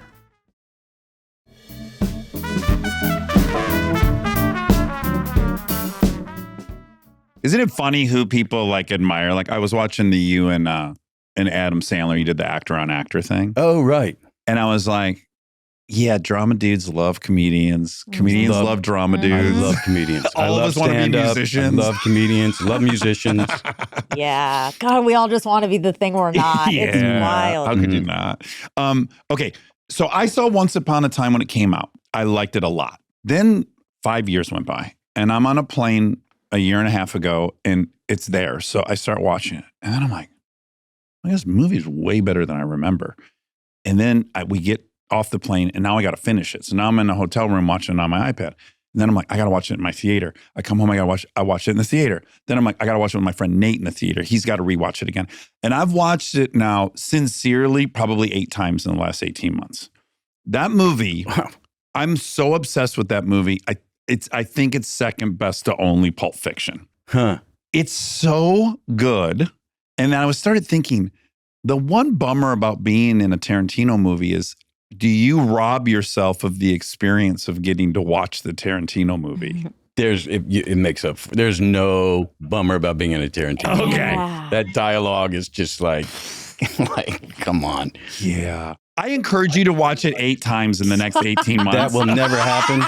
If you need to watch you it with me in my theater, No, you're imagine invited. watching your own shit. Yeah, exactly. That's what I'm saying. That's what I'm saying could rob you of the experience. Can we talk about Leonardo in it for one second? Come on, he's great. Oh, man. Okay, in my obsession with this movie, and the more and more I watch it, the more and more I'm blown away with his performance. Me too. I've been watching it 8 times, but He's playing like 6 layers. It's like he's got to go in. He's an actor. yeah, He's not as good as Leonardo DiCaprio as an actor, yeah, but he's got to have the scene of his life. yeah, But it can't be as good as a Leonardo DiCaprio scene. yeah. I don't think people understand the math of what he's doing in that fucking movie. No, it's always, that's the thing that's least understood is the degree of difficulty. And even we'll get credit for a great director or great writing, but Perfect song choice. yes, absolutely. Yeah. Great editing. Yeah. I mean, we need all these, accoutrements to help us out. But no, he was doing multiple layers in there. And that star tantrum cracks me up. That's it, buddy. I'm a has-been. That's it, old buddy. I'm a has-been. He's crying as he leaves the place. I'm not going to ask you to rank your co-stars, but just where does he fall in that? What do you love acting with him? Yeah. Yeah, he works hard too. He works really, really hard. I mean, I watch someone like him or Margot work so hard. Mhm. I can go through phases where I'm getting I'm approaching it a little easy. I'm wondering if maybe I don't have the fire anymore or maybe not offering. Then I find something else or I see performances like that. And then I go, ooh, gotta up my game. That's it. Yeah. Gotta up my game. I want to Yeah. be like that. Yeah. Look at all the cast in that Quentin. I mean, these were all up and comers, new kids. Think about Yeah. you got Austin Butler, Yeah. Margaret Qualley, Sydney Sweeney, I know. Mikey Madsen, Ethan Hawke's daughter. Yeah, yeah, You yeah, got, yeah. like Yeah. it's like pretty incredible. Now they're all doing their own things, and It is. It's, really that was part of fun. my joy of going back and watching Yeah, it it's over and over cool. again. I was like, oh, I know And all that's these fun people to now. see. Yeah, that's really fun to see. Yeah, that's part of his genius is being able to scout talent Yeah. and then help I them guess blow so. up. Your resume is annoying because we're not going to get to talk about No, we're any not. of like We gotta go into Oceans is F. one of my favorites of all time. Money. I came into this show, talked about Moneyball for like 3 months straight. We just had Michael Lewis on. Oh, really? What a fucking dude. What a brain, Brilliant. huh? Oh my God, he's so charismatic and charming. Yeah. I'm like, fuck, Yeah. dude, this Yeah, guy's And an loved him. eloquent. yes. Wow. Mhm. Genius, but Yeah. chill. Like that, I would want him to, like me. Yeah. Yes, Oh, there me you too. go. Yeah. Approval. I wanted him desperately. Okay, the only thing I want to ask about Once Upon a Time, and then we'll move on, is I was getting Duffy vibes. Is he at all in the mix? And we owe Duffy an explanation of who he That's is. funny. That's really funny. I thought I was watching Duffy. I see my dad. You see your dad. Yeah, but I understand Duffy's got some of my dad in him. But it's not a bad call. Our mutual friend Duffy Yep. was a Navy SEAL. Yep. He's the toughest human being on planet Earth. Yep. Solid. Rock solid. Rock solid. He's gorgeous. Okay. If you can't see that, you need fucking glasses. Okay. He's the only 60-year-old man I see like 30-year-olds fucking buying him drinks and shit. There's one scene I always love to point people out to is G.I. Jane. He's a trainer. Thank you. He's a trainer. Yeah. He was. How long has he I been met him your on trainer? Troy. You met him on Yeah. Troy. Yeah. Okay. So I trained him on Troy and a few of them probably the next decade. In G.I. Jane, they needed real Navy SEALs in the movie, and he's in the movie. Is that right? Well, Oh, I got to go Brad, back and see please that. watch it Okay. because there's one moment where they need someone to do the ultimate Navy SEAL thing, which is they're in a Zodiac boat and they're Yeah. flying. Someone's got to hang out of the side of the Zodiac with a fucking inner tube, and the guy in the water grabs it, and then Duffy rips the human being out of the water. The lats are like that wide. Yeah, that's him. And you're like, how'd that dude just rip a guy out of the water on a Zodiac going 25 miles an hour? Those guys, Navy SEALs, Rangers, Delta Force, I mean, their baseline is discomfort, Yeah. is where we would tap out. Yeah. That's where they begin. So if that character's your dad, you said they're either your dad or you're rebelling against your dad. Yeah. What are the characters that are not your dad, like that you are actively rebelling against? Really, my upbringing, when I say my dad, probably my upbringing, like Fight Club and things in that are more irreverent. Uh-huh. Yeah. Maybe even being flashy in Oceans. Being flashy. You're very Was that flashy? Yeah, Oh, you're, yeah. Am I? yeah. Am You're I? embracing the flash charm. in that. Well, I feel like we lost our way after the first one, or at least my guy, because he was kind of the Duvall Consigliere kind of guy to George's Danny, and I like that much more. And then the kind of, like when you watch like CSI or something, and they're trying to give a speech, but they got to give each actor one line. Yeah. So they're just like they just pick up in each line, and it's just equal distribution of Everyone Yeah. needs a moment. delivery. Yes, and I think we kind of went that way. One last question, then F1. You've worked in 4 different decades now. 90s, 2000s, 2010s to 20. Now you're now in your 4th decade. Yeah. Do you have a favorite of those decades of working? No. No. Then I don't have a follow-up question. Oh, Okay. Is there a sweet spot you get nostalgic about? it's more like periods. So certainly 7, and then going into then losing my way a bit with Choices, and then landing back with Fight Club and Snatch. Snatch. This area felt good. Yeah. How did you learn that accent? G'day, kid. Can you still talk Sheer like him? panic. I don't know. She's terribly partial to the Periwinkle Blue Boy Bice, something like that. Periwinkle Blue Bice. Oh my God. I don't know. She's terribly partial. Something. I don't know. It'd I take a would be bit. so scared to take that It would take a role. bit. I was too. I'm sure. Yeah, that's scary. Yeah. Okay, so motorsports. We talked about why you're into motorsports. Oh wait, before we started, I brought you a gift. Oh, you did? I brought you a Apex GP souvenir. I cannot wait. I didn't bring you one. That's okay. You're going to understand why. I don't even know Could what you give her that like is. $100 or something? Oh my gosh, this is exciting. An Yeah. unboxing. I wasn't anticipating it. Yeah, it looks bag and all. Oh, I'm on Okay. the team. Okay, look at the front. Yep. First of all, you don't know this about me. Black and gold's my scheme. It Jam. is. Bam. It is. Maybe I did know. Or shit. Okay, so we got a black. This is day one. This is the pit crew shirts. And we have real crew, proper Yeah. car guys. And they bring the shirts out all for the guys. It's day one. We're in Silverstone. We're shooting. The crowd's there. It's race weekend. Mm. And they start getting shit from the other teams. Just look what's on the back. The Action Factory. Action Factory. But they put it on tramp stamp. Oh. As a tramp stamp. And we started getting so much shit from the real guys, from the other crews. We were between Mercedes and Ferrari, and they were laughing their ass off at our team. That is fantastic. So they had to switch out all the shirts, change them. Changed all the shirts, but I saved one. Someone went, can I you get saved Glenn one. from wardrobe? Yeah. Oh my God, Dax, that's so special. You got a tramp very stamp special. one. You got the tramp stamp one. Maybe by the end of knowing you, I'll have a full wardrobe of clothes you've given me. We'll work on it. 2 items. I'm going to work on the waist down now. Okay, so I had it wrong, and I've wrongly taken a little bit of credit for this. Again, I'm an approval junkie. But my telling of it is I text you at one point, and I said, are you watching Drive to Survive? If not, text me when you've finished it. I bet it'll be in 18 hours, something along those lines. Yes, I remember this. And you did. You texted me like 18 hours later. Yeah, and you're like, yeah. oh, fuck, I watched them all. Probably 9. Yeah. So you fell in love with it like I did from Yeah. that, right? Well, I've been watching a little because, MotoGP races, there's just not enough of them. No, there's not. So then you start dipping into F1 a little bit. Yeah. Now there's not enough F1 races, so I start dipping into Indy. You watching Indy? No, I can't. Whoa, Indy's you're great. in? Oh, I love it. I've even, as a tourist, I've stepped into NASCAR a little bit. Oh. Okay.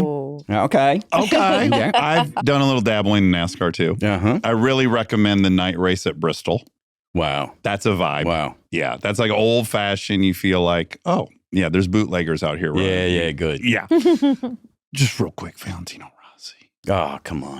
We still miss him. Don't we miss him? I miss number him one so God? much. Don't you? I don't even want to talk about it. I miss him so No, much. we love If I had to say the number one God on planet Earth, I think it's Valentino Rossi. Yeah, it's Valentino Rossi. He's so fucking charming. Yeah. Have you ever seen Joe, that is it- thing with Lewis and Valentino? where No, they I've been swap- told. I keep meaning to go look it up. So Lewis gets on his bike Mhm. and Valley gets in his car. That's right. And they go out on the track and they've both put down times. Yeah, And Valley's fucking fast. I'm sure he is. And Lewis is awesome on the bike. Yeah, he's going to be. Yeah, he's fucking great on the bike. Yeah, he's going to be. Yeah. You see him, there's some video he put out where he went to a gun range. No. Oh my God. He's just like, boom, boom, boom, Oh boom, boom, my boom, boom, boom. God. Yeah, I guess he's a great surfer. He can do everything. And well. Yeah. So you kind of fall extra in love with it though through Drive to Survive, I'm imagining. Yeah, I mean, I've been dipping in, I guess a little in the aughts, in the Schumacher period. I wasn't in like the religion that it is now. I think the show really. I think it did a lot, escalated it. especially for America, Yeah. bringing in new fans. But people have their driver, and it's like their Yeah. whole life, the success or I the struggle of this know. driver is emblematic of their life, and it's It is. The emotional roller coaster we've been on by being really good friends with Ricardo is almost too Oh. much for us. Yeah. It's too much. It is Oh, it is. too much. It's heartbreaking. I know. too We love him much. so much. I know there's another generation, second generation of his, like where he's going to go in the Oh. sport, doing something. Absolutely. Oh, I know. Like the gods are with you. The gods are, everyone has their own path, and it's And the confidence Incredible. and like how tenuous your grasp on the confidence is. And oh how my God. fucking- Yeah, even Lewis talks about that. Oh, he with does. his win last year in Silverstone in an inferior car. Yeah. Like he talked about, even he was having doubts. Do you still have it? Can you still beat it? And we're talking about I know. fractions of a second. I know. Literally, It's such a mind fuck. Fractions. sometimes 1 or 2 hundredths of a second for pole. The idea that 20 guys can go around 4-mile track, 3.5-mile track, and be within a second of each other. It's crazy. And the guys on the back end are considered slow. yeah. Yes. I know. Like So you don't initiate this. You get approached. I get a call from Joe. Yeah. Okay, the director. Joe Kaczynski. He's got this idea Mm-hmm. to do this mapping technology that he discovered on Top Gun Maverick, mapping in the planes. Mm-hmm. That he has this idea he can do this with the cars, on the track, Formula One cars. So very wisely, he said, we're outsiders. I'm going to need, I got to have the tap on the shoulder from someone on the inside. And he goes to 7-time world champion, Lewis Hamilton. Let's go to the greatest driver. Yeah. And you got to understand, I've been trying to get a racing movie made for 20 years. I mean, in cars, in different classes, in bikes, Isle of Man even. Yeah. And for whatever reason, it just never came to fruition. Yeah. They're kind of high risk. They're hard to do really well. They are hard to do really well. In fact, that was, when we talk about this one, the most difficult thing of it was threading this needle between a faction of fans that revered this sport as the greatest thing on this earth, and people who don't understand how the sport works, but is going to enjoy the movie. So this thing that we were constantly trying to negotiate, like Moneyball, the analytics of it all, we only use the surface analytics of, like the easy things that we could understand of, don't steal, go for walks. And those guys, the analytics that they were doing were, so much deeper, intense. so much more complex. Yeah. So how to tell the story that's going to keep everyone, it's not going to piss off the fans. Right. And you're not dumbing down for the fans, but it's not going to be over the head of It's of a newcomers. tiny needle to thread. Took That's us hard. 2 years. Really 3, developing the script. Wow. Yeah, from nothing. And I think Lewis was an incredibly smart move because here's the unbelievable triumph of the movie is I think its closest comp, and I say this in the best way because I fucking love the movie, is Days of Thunder. First of all, I write him, what'd you think? And he goes, it's titties. Oh, I said fucking titties. So titties, I guess that's a good, we all like titties. If Brad, Dax that's is the best saying thing. it, That's the best good. thing. But then he said, it wasn't a but Kristen loved it. I said more importantly. Oh, more importantly. Okay. Oh, more importantly. That's like, after a screening where you were like, you couldn't quite get it. And you go, man, the music was awesome. Oh, yeah. You got to say, Something. You know when you're in one of those screens and you're literally going like, I gotta pick something. Oh, I no. gotta pick something, but I can say believably. oh no. Yeah. Boy, that shot with the crane was Incredible. That must have been really hard. How many feet was that crane? 100? Diversion. Yeah. No, fucking titties is my ultimate compliment. All right, great. Because titties are the best thing in the world. They kind of are. Yeah, That's they've pretty not good. been They taught. kind of They've been around for 300,000 years. Men and women would agree. I Yes. agree. Yeah. Yeah. But the genius of having, I think, Lewis is, it's really hard to make a movie about F1 that could exist actually within the world of F1. I think that's a really tall order. Dude, this is unprecedented. Yes. Unprecedented. Yes, the fact that they're involved is like crazy. That's a coup. That we're infused into the racing season. I don't know what other sport you could really do that with. I think having Lewis there is all of the mechanisms and devices that were driving the plot could really happen. And they're so intricate and they are true to Formula One. We all know the reality of it. As you say, it's by a tenth of a second. If you're not on the right team, that's that. There's so many things that are antithetical to a great movie. You can't have a magic device in this. It has to all be real. And there's so many clever things your character does, that are totally believable, that are so fun. And they're very Days of Thunder-y. We're a last place team. So the idea of you got to play with what you got. So how do you Underdog. win with what you got? Underdog. Which is a money ball. Yeah. There's good teams, there's bad teams, and there's 50 feet of crap, then there's us. Yeah. Yeah. Well, the Exactly. gap in real life is you have Mercedes and Red Bull spending $500 million a year. Yeah. And then you have, name the team, Haas, doing Yeah. it on $100 million. Yeah. That's really significant. Yeah. So how on earth are we going to build any stakes where anything can Yeah. really happen Yeah. in reality? And it all really works. When I'm saying Days of Thunder, the reason that I think that's a compliment is that took something that not everyone was into, and it made it so widely appealing. Yeah, okay, fair enough. Everyone loved Days of Thunder. Yeah, You did fair not enough. have to be into cars. Like Kristen came with me because she had to. I'm like, come on, we're going to go see this movie. And it ended, and she's like, fuck, that's one of the best fucking action movies I've ever seen. That's incredible. Yeah, and I was great, like, what? great. That's Days of Thought. Like, I think it's fun as shit. I think this yeah. is fun as shit. I wasn't Monica, able to you go didn't because I had okay. work. But you did get an invite. She got an Okay. invite. I did get an invite. He didn't cut thank you out. He No, didn't, like, okay. no. Okay. I get myself in places. It almost made me question who Monica was because she was going to ride with us, and she goes, "I'm not coming," and I was like, "What has happened?" I have look, I have an operation to run here, and I had to do it. You had to edit. And Dax made a good point. Sometimes it's good for me not to have seen the movie in case things get very esoteric. I also edit the show. good. So if I'm Okay. like, All no right. one's going to understand any of this. I wondered if this was going to be an hour and a half of just talking about wheels. Things no, on no, wheels. no.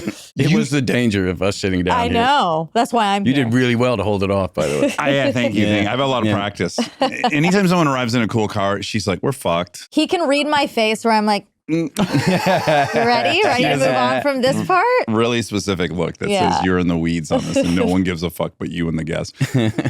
But the driving's a huge part of this. I can't imagine you want to do this movie unless you're going to drive. I'm so grateful the others didn't work out. That I got Yeah. that came along with this one, with this opportunity. That they put us in the cars. They put us in the fucking cars Yes. Like during the race? during the race weekends. Okay. That was my first shot, though. Was the race weekend. I mean, that was the whole crew's first shot. So it's race weekend. You're driving. It's race weekend, and the first thing we're going to do is put us out on. It was quality day, and it is such a military precision, designed machine that whole day. Yeah. To the second. So we're going to get 15 minutes to go out in front of the crowd of however many 100,000 people are at Silverstone. Silverstone's Wimbledon, to put it in perspective. Yeah, It's a cathedral. Yeah. Wow. This is the UK track. And, F1's and- British. That's their track. Right. Yeah, it's the start of the beginning of the official F1 in the 50s. Started on this track, Oh, cool. and it's hallowed. Yeah, Yeah. and they strapped me in the car a half hour early. I'm sweating my balls off. It's really hot, and they screw in the horse collar, and you have a Hans gotta on and think everything? You're sitting Hans helmet. It's really sensory deprivation at that point because you have earphones, and you got the fire retardant gear underneath, Yeah. then you got your suit, and you got the helmet, and you're in like this, and you're sitting in a bathtub, like Oh you would in my a bathtub. God. It's too short to stretch out. And they screw in the horse collar right here, and you have this kind of gap, and you're there. And you can only turn your head about this far with the Hans on. Yep. You And they can't- put us in a half hour early just because we couldn't miss our window. And we had Wow. to prove ourselves. Like if this weekend went bad, if Yeah. it went tits up, Yeah. this movie isn't happening. See, how come tits up is used in a it's used in a bad You end up on way. your back. Okay, Oh, let's say if we cock it up. Okay. Is that better? Yeah, I like that better. Okay, we Let's cock make it that. up. And if it goes pear-shaped, Yeah. as they would say over there. So we go out, and I had practice. I know it's a whole nother thing, to have all these fans Yeah. there. Yes. And, I'm not going to be hitting the speeds that those guys are hitting. You see them go around cops flat out. Dude, it is so breathtaking. It is. Yeah. Wow. I stood at the base of Eau Rouge. This is a storied track in Belgium. Okay. Spa. It's probably, for me, it was the greatest track we got to drive. Wow. But I stood at the base with my back at the bottom, Yeah. and they go up this blind S up. Oh. Lewis talks about how you get the G's are first, it compacts your spine into the ground. Then you get up to the top, it's blind. You lift up. You have these, he said it's the only track where you have down and upward G's. Anyway, it's amazing. Oh, But these cars, you stand right next to the wall like this. The cars are right here. They're flat out. It takes the air out of your lung, out of your Yeah. lungs. It is so staggering. It is so awesome. Yeah, it Wow. is. It's like It kind of So warps. cool. It warps space and time. it does. Yeah, it feels If like you could, Yes. if we could Chris Nolan that moment. Yeah. Okay, so it's race weekend. Yeah. So the first thing I had practiced in my mind, driving the track. This is stressful. I can't. know. I don't want to spin out because if we spin out, if we Shut go the off track the down, track, right? and I'd taken a few misadventures. So I don't want to lose the car, and it's the fan. So I'd practice in my mind, people in the stands, and just hitting my breaking points. I just practice. And so when we got there, I just told myself at the last minute, just have fun. And it was such a joy. Was Oh. it? Yeah, but I'm going to break 10 yards earlier Yeah, just to yeah, make yeah. sure I'm not going to get on it hard coming out because, again, this is our first attempt. Yeah. And then the next day we're shooting on the grid. Yeah. National anthem, we're off to the side. Wow. The main feed cuts us out. You just see the drivers, but it's me, Damson, Max, and Wow. who was it? It was Checo, and then I think Leclerc. And anyway, Oh, we're man. and I'm almost embarrassed because I have Yes. such reverence for these guys, the sport. Yeah. And here's this jackass actor standing at the end like he knows what he's doing. Yeah. So I just had to swallow that. I'm like, we got to do it. And there's this real energy because we have 10 minutes to get back to our cars and then have a little scene there with Javier Bardem and Tobias. And then we got to get in the car. Now from there, so we do that 2 takes, we get off the grid, and they're lining up for the start of the race, for the warm-up lap. Yeah. And then our cars are just, one's going to go, and it's already choreographed where he's going to peel off. Uh-huh. And we had 2 great drivers with us who just, we couldn't have done without him. Luciano Bacchetta, he had won, he was F2 champion, Oh, and then okay. Craig Dolby. And so they're in the cars. We're not doing this part. Okay. And one of our cars does not start, the one that's supposed to take off. Oh. But they had already had plans for that. If it didn't, guys came running out. They push it off the track, our car, and everything went. Oh, wow. And so then we were in and running. But then we went on strike the next day. I was going to Oh. say, yeah, you have this triumphant, fuck, this movie's going to work. Oh, no. We got it. We're in. And then we went on strike on the Monday. Fuck. And it was such a, Let down. Blue and I was balls. just like bumping into walls. It was just like, it was such a high. And you had to do a unique thing on this, which is, for a movie, the movie has to be insured. If something goes wrong, there's so much money on the line that someone's got to insure that. Yeah. And they've never insured a movie and let the actors drive 180 miles an hour. Yeah. No, this was Steve McQueen's problem. Le Filming Le Mans. Mans at the last week. He was supposed to drive in the race. And insurance stepped in at the last, said, Yeah. Uh-huh. we lose you, there's no movie. Right. Yeah. Our movie was predicated on us Wow. They being let on the track and driving. Did you personally have to explain to them, like, look, these cars don't work till 180? This is a really good point. This happened because we're hitting speeds, we're running with like 100 kilograms of extra weight because we got camera gear. We got a block camera here. Yeah, yeah. I got a camera here where I can't see brake points, turning points. Oh, my Wonderful. God. Or it's on here and one over here. Yeah. Sometimes they build a big camera up here, which would diffuse all your downforce on the back and rear, so you'd be sliding out. I mean, Yeah. we had other challenges and we don't have power steering because we're on an F2 that's been chopped and stretched and arrowed. We're in Abu Dhabi and we've been getting away with a lot. And insurance got hip to it, and they came and they said, speed limit, 140. You cannot go above 140. And it actually, in these cars, it becomes more dangerous. That's so Right. counterintuitive, but yeah, it's way more dangerous. You to don't go- have heat in the tires, you don't have heat in the brakes, and they actually become like undrivable, Yeah. and unstoppable. and you don't have you're not creating the downforce. You don't get the downforce, So you you don't can't get go the through the friction, you turns. don't. And it literally, like this thing would go off and I would just ignore it and we would go. And the guys, especially Luch and Craig, put together a case for the insurance to show them this is actually more dangerous. Yep. It is actually safer to go at 180 and Yep. brakes and get the heat in as we need than to keep us down at 140. So it took like 3 or 4 weeks of negotiations, but then we got there. I watch F1 and I am deeply humbled by, I know that you have to believe this car is creating so much downforce that yes, you It's can shocking. turn right at Silverstone in 7th gear going 190 miles an hour. And that's a It's leap of shocking. faith. It's shocking. Yeah. So what was your curve? The first time I got in, I just could not believe you could take corners at these speeds and the car would stick. Every impulse is to get off the Yeah, gas. yeah. But you do that, you destabilize, and they actually you'll go wide. Then you'll go off the track. Yeah. So you actually need to stay on it. They say if you're not on the gas or you're not on the brake, you're not driving the car, and you're upsetting the car. So it was that. I just kept saying, trust the car, trust the car. I like had this mantra going in my head. This is like week 1. Yeah. Trust the car, trust the car. And then the braking capabilities are shocking. Now, what they do, they kind of defies physics. Yeah, they call it an upside down airplane, don't they? Oh. Yeah. When you're driving it, you don't like, you're not in character. You can't be in character, right? Because you have to be so focused on We're doing what you're doing. No, we have to, you are, but how we are do you? the scenes, but we're also in a helmet like this. So if Okay. you fuck up the lines, you know? Yeah, so how are you doing that? And You're we're doing getting lines? to drive because, and we can actually use our, our side view mirrors, and we're driving. So Yeah. that leads to the authenticity of it all. But you asked about downforce. Yes. And I don't know. I don't know how to explain it. Yeah. It is the greatest feeling. It's the greatest feeling I have. You want to go roller coaster, but no, that's not it, because you feel the fulcrum under you in a roller coaster as on corners. Yeah. This thing, I was in an aerobatic plane once, and guy took me for a ride.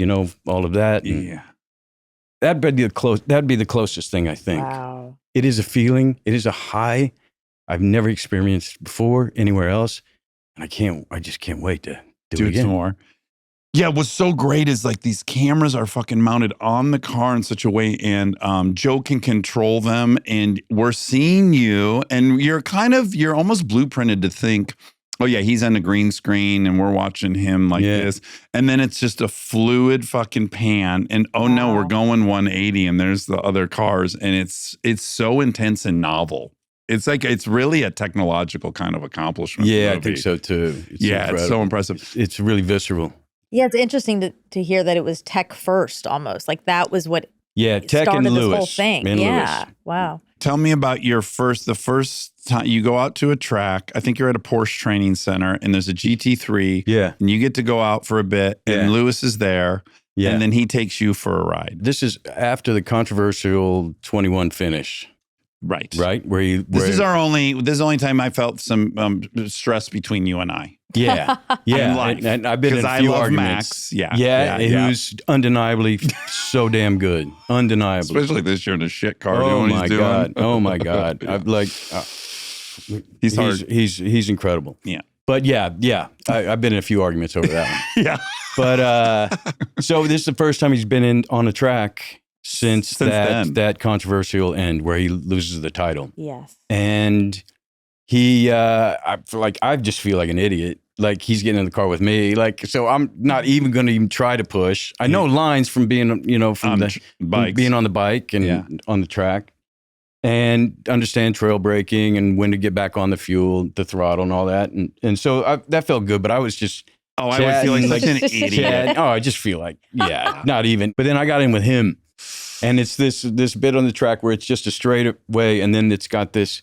What do they call it? The carousel. And it's just one of these banked things like this, and it's walled. Yeah. And the guy says, take it easy going out. He's telling Lewis, he's giving Lewis instructions. Yeah. Take it easy. There's a bump. It can really unsettle you. And Oh God. it just takes off. We hit the bump. We're going. We hit this corkscrew. He comes sliding up around, and in the back end kicks out, and I am right here, and we're in the gravel and inches from a wall, and he comes out, and he's just laughing his ass off. He loves it. He's laughing. These guys Yeah. have such control of this car. It's At the max, too. They're at the very max, and they have control. he came in to see.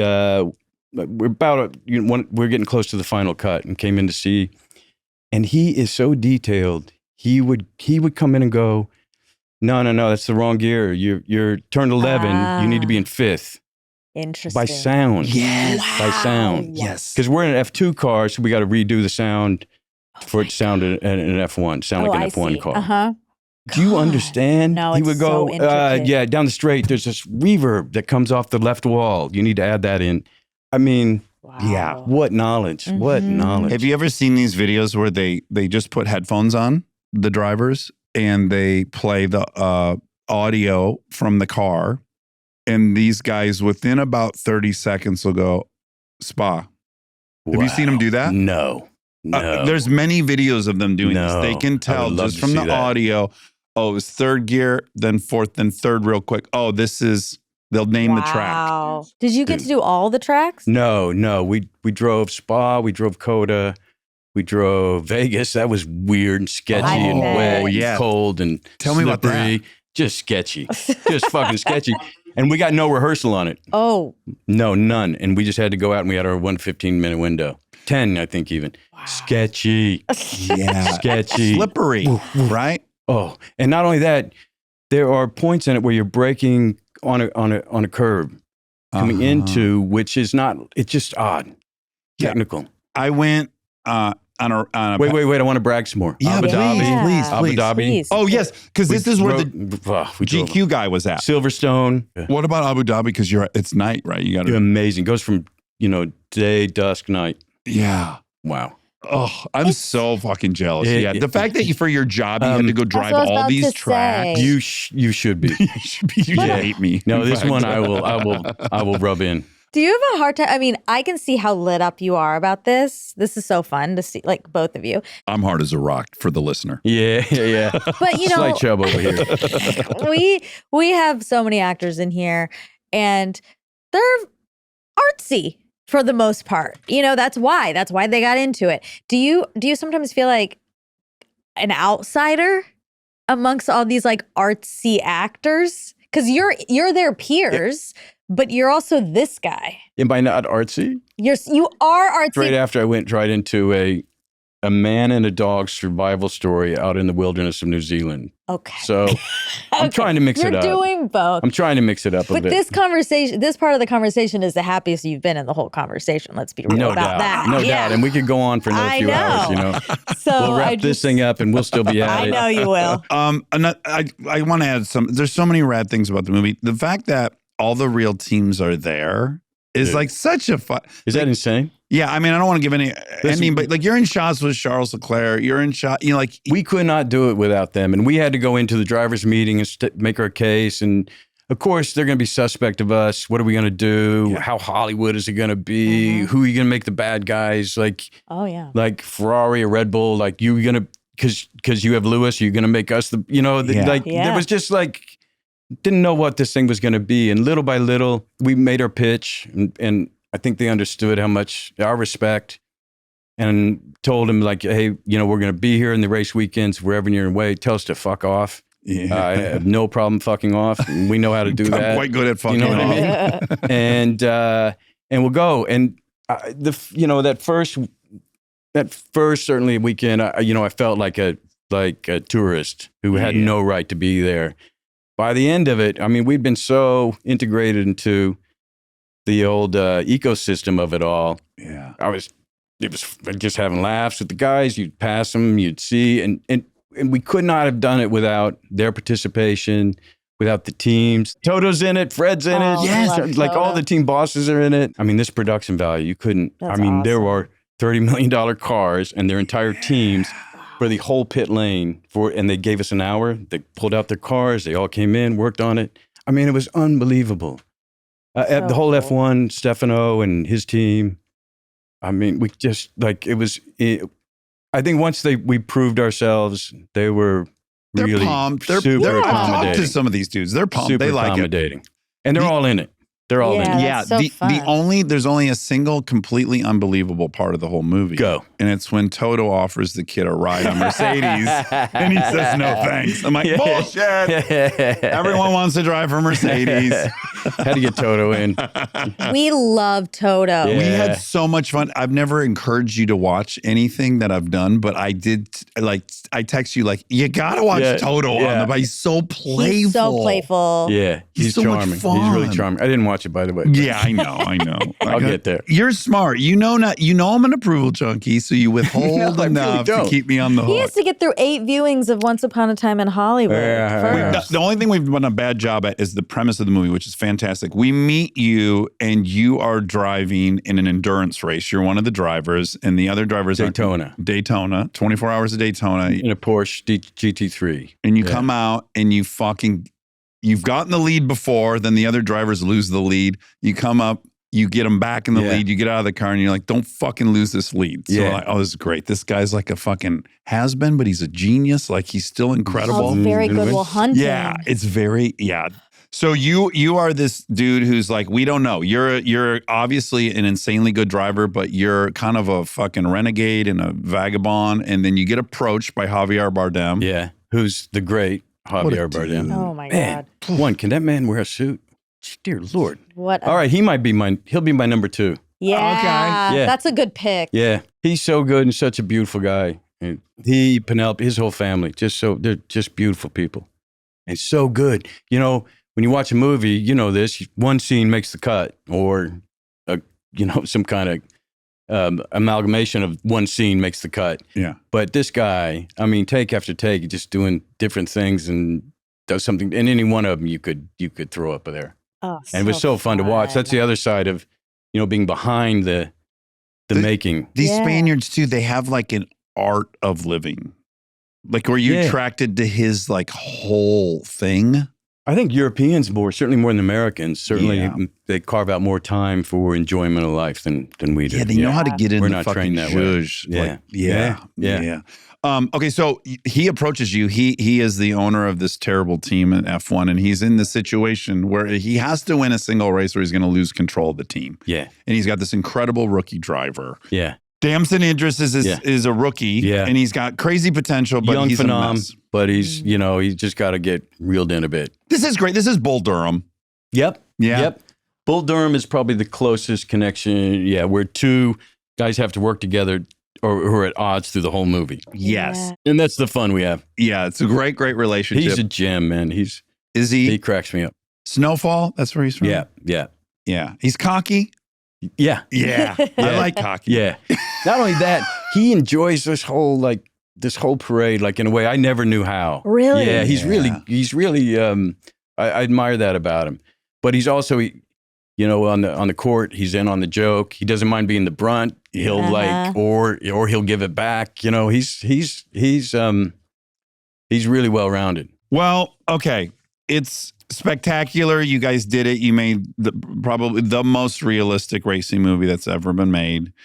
You're fucking radical. Okay, I'm going to end on this. You said, no, I met you before the meeting, and you did.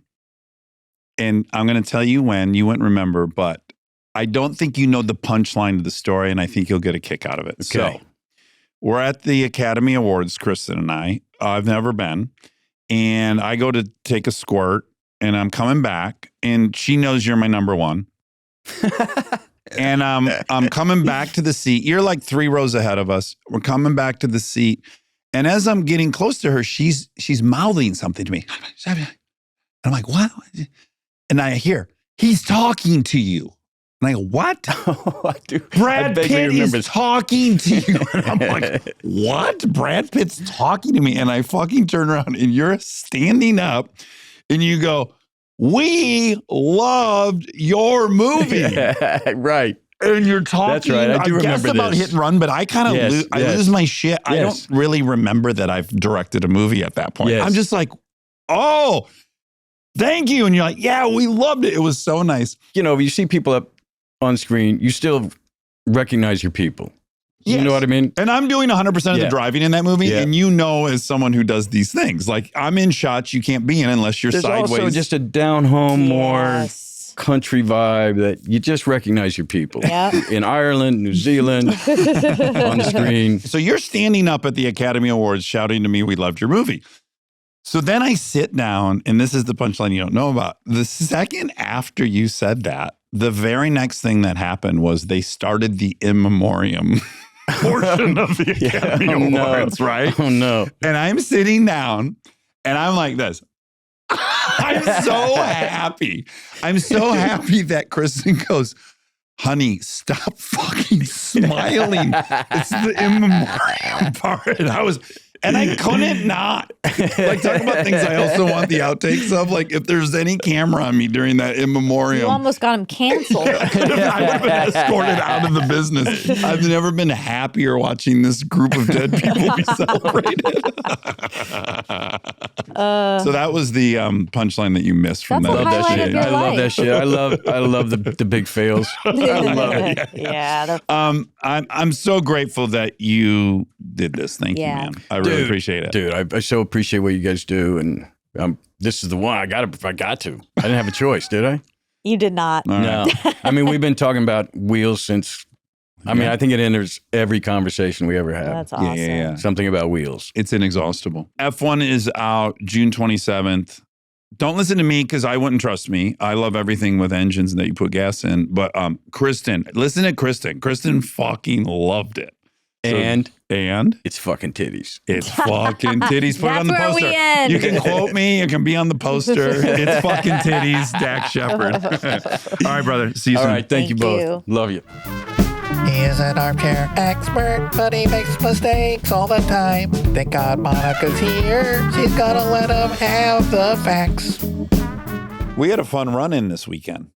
Yeah, we did. Delta and Aaron and I went over to Mustard Seed, Cafe. That's a cafe nearby. which I've recently become all renewed obsessed with. Yep. Because they got a dish for me in there that is, it couldn't be more perfect. Describe. Broccoli, egg whites. I add capers.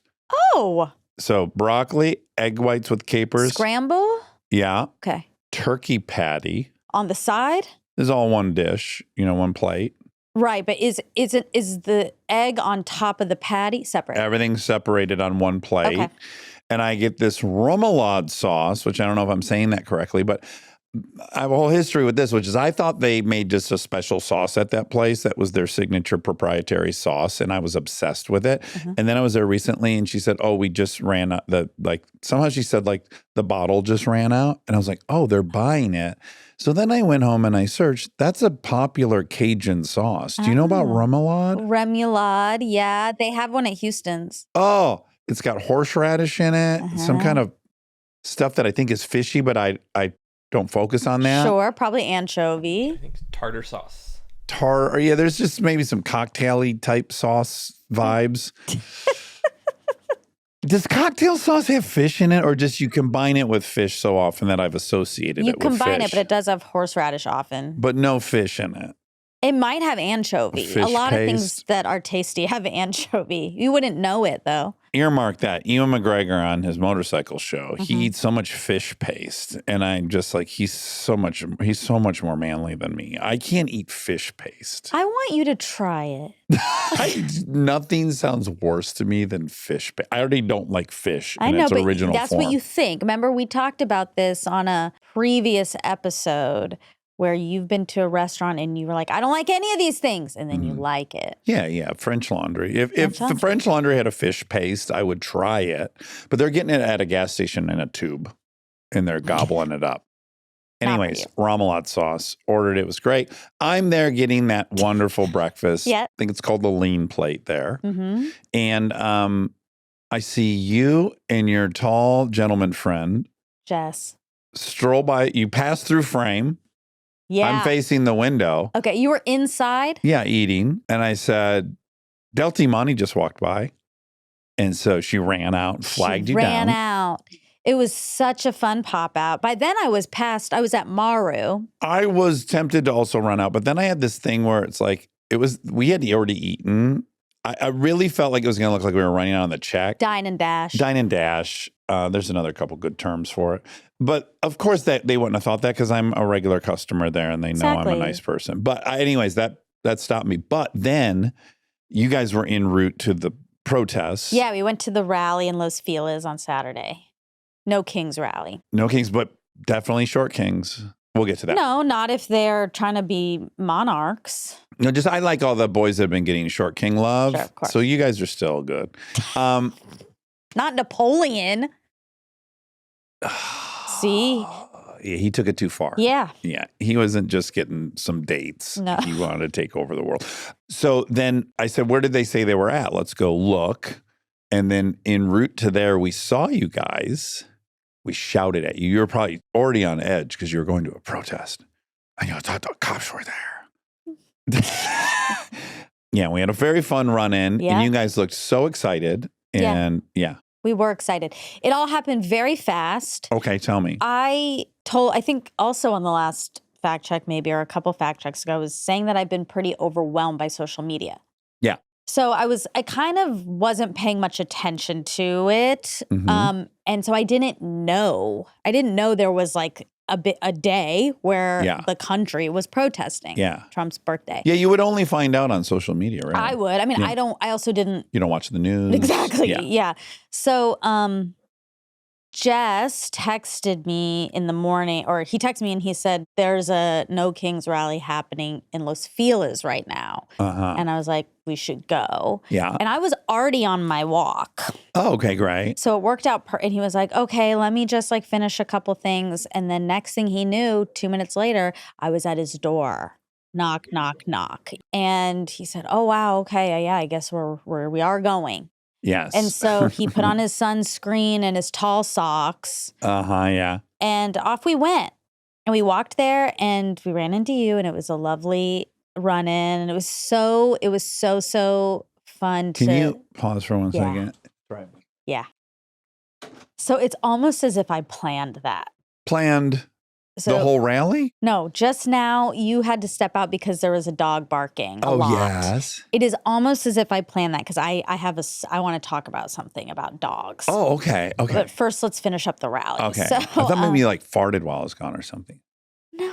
It feels like a great place to meet a lover. I mean, sure, like-minded people. Yes. I could see that, but that really wasn't on our And it had a mind. good party vibe. Like I drove through it. It was. Yeah, it felt very much like a parade kind of a vibe. It did. And that was one thing about it that I will comment on. It was very heartwarming. Yeah, yeah.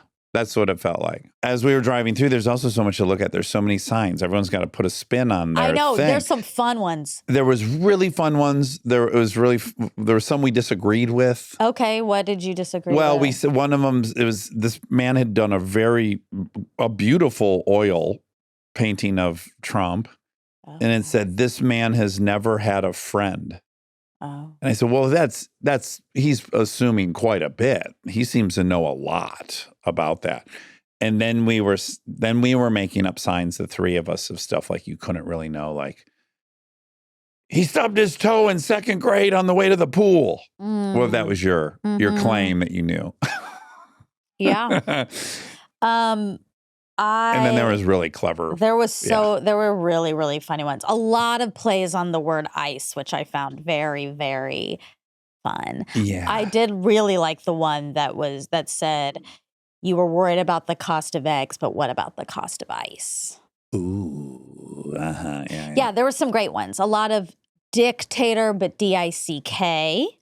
Oh, sure. That's a fun one. That's fun. Yeah. Anyway, Everyone got playful. Everyone got really playful, Yeah. and it was a happy environment. Yeah. It was kind of emotional. Like there were some people, there was this like young boy with this like Mexican flag, and it was really sweet. It was it's like, yeah, that's what we're doing this for. And anyway, it was heartwarming, and I'm really, really glad that we went. Yeah. And what I also like about it is it's not for the like it's to show up and say we don't like what's going on. Mm-hmm. It's not active in that, like it's not a vote. That's what really is going to make a difference. Right. But it's solidarity, and it's like, look, you're not alone. Yep. People are here to support you. Yeah. Whatever. So anyway, it was lovely. We did that, and then we went to the Beverly Hills Hotel and had a martini. Oh, wonderful. Yeah. Very, very classy of you. Uh-huh. Okay, now pivoting. Yes. Dogs. I've taken a break from speaking ill of dogs Yeah, yes. Yeah. because people don't like it. No, they hate it. And, Yeah. and I know, I get it. Like, I get that you love your dogs. But I had a resurgence of annoyance for them this weekend. And it was a 1-2 punch, okay? So I'm so sorry. I just thought of a very funny analogy. Oh, man. You was like, Chappelle just couldn't stay away from trans. I know. It kept just pulling, even when he was can't. saying, I know. it's not going to be about trans, and then it is. And he then- knows, like, this isn't going to go well. Yes, and he can't resist. Yeah, that's how I feel. So I almost texted you Saturday night because I need you to pass along a really important message for me to Okay. Amy Poehler. Okay. Okay, Babers. Babers, a.k.a. Babers. AKA Babers. Amy has an awesome newish, called Good Hang. And she had Dakota Johnson on her podcast. Who you're obsessed with, people should know. I am currently a bit obsessed with Dakota Johnson. interesting. I've been going down real rabbit holes. Mm-hmm. It started because obviously I do watch a lot of, not obviously, but I watch a lot of Vogue videos. Obviously was the right word. Yeah. I watch a lot of Vogue videos, and there's a lot of like, get ready for this red carpet or get ready for this, whatever. Yeah. So I'm served a lot of that content. So I was served Dakota Johnson getting ready for Cannes. Okay. And I love her, the dress she wore. It's a Gucci dress, pink, fringe, sequined, silk. Gorgeous. Okay. Uh-huh. So I was obsessed with the dress. So I was like watching that. And then once that happened, it's all I'm getting. Auto load. Yes. Mhm. And then I saw a Vanity Fair. Is she Melanie Griffith? Yes. And Don Don Johnson's daughter? Yes. Okay. And she notoriously has kind of wild press tours. Oh, I didn't know this. Yes, she has some controversial press tours. Political opinions No, or like, okay, so she was in Madam Web, and it was like a whole thing because she was pretty much shitting on it the whole time. what's Madam Web? It was some movie. It was a movie. Superhero. Superhero. Okay, and she did a bad job Yeah, she speaking didn't. favorably about the product. Correct. Yeah, okay. And it was a whole thing. Okay. And I will So be she's a liability on a press tour. I will be honest. During the Madam Web thing, I was like, I just think if you're in a movie, it's part of your job. You got Yeah. paid to be in that movie. You gotta. It's too late. It's too late. You Sometimes gotta they do turn it. out good, sometimes they turn out bad. You kind of got to stand by it, unless you were like abused or something. Sure, you got to go down with the ship. Yeah. Yeah. So anyway, so I had this idea about her based on Madam Web, and Callie loves Dakota Johnson. Okay, great. And Dakota is her kind of girl crush. Yeah, And I was always like, I don't really get it. yeah. And now I get it. You get now it. I totally get it. Okay. And I have been wanting to get her on this show Oh, because okay. of my new obsession with her. Yeah. Also because I saw a Vanity Fair lie detector test she did, and she doesn't know a lot. Like that I found interesting. Like they slid a picture of Alex Earl and also Alex Cooper. Ding, ding, ding. Alex Dingles. Cooper's episode came out today. Great episode. Great conversation. Anyway, she didn't know who they were, but she was like, oh, for Alex Earl, she was like, oh, is it Call Her Daddy? Okay. And they were like, no. And then they showed that picture, and she was like, this is a different person. Like she doesn't know a lot about pop culture. Okay, great. I find all this kind of interesting. Yes, and it feels authentic to you. Yeah. It does feel authentic Okay, great. to me.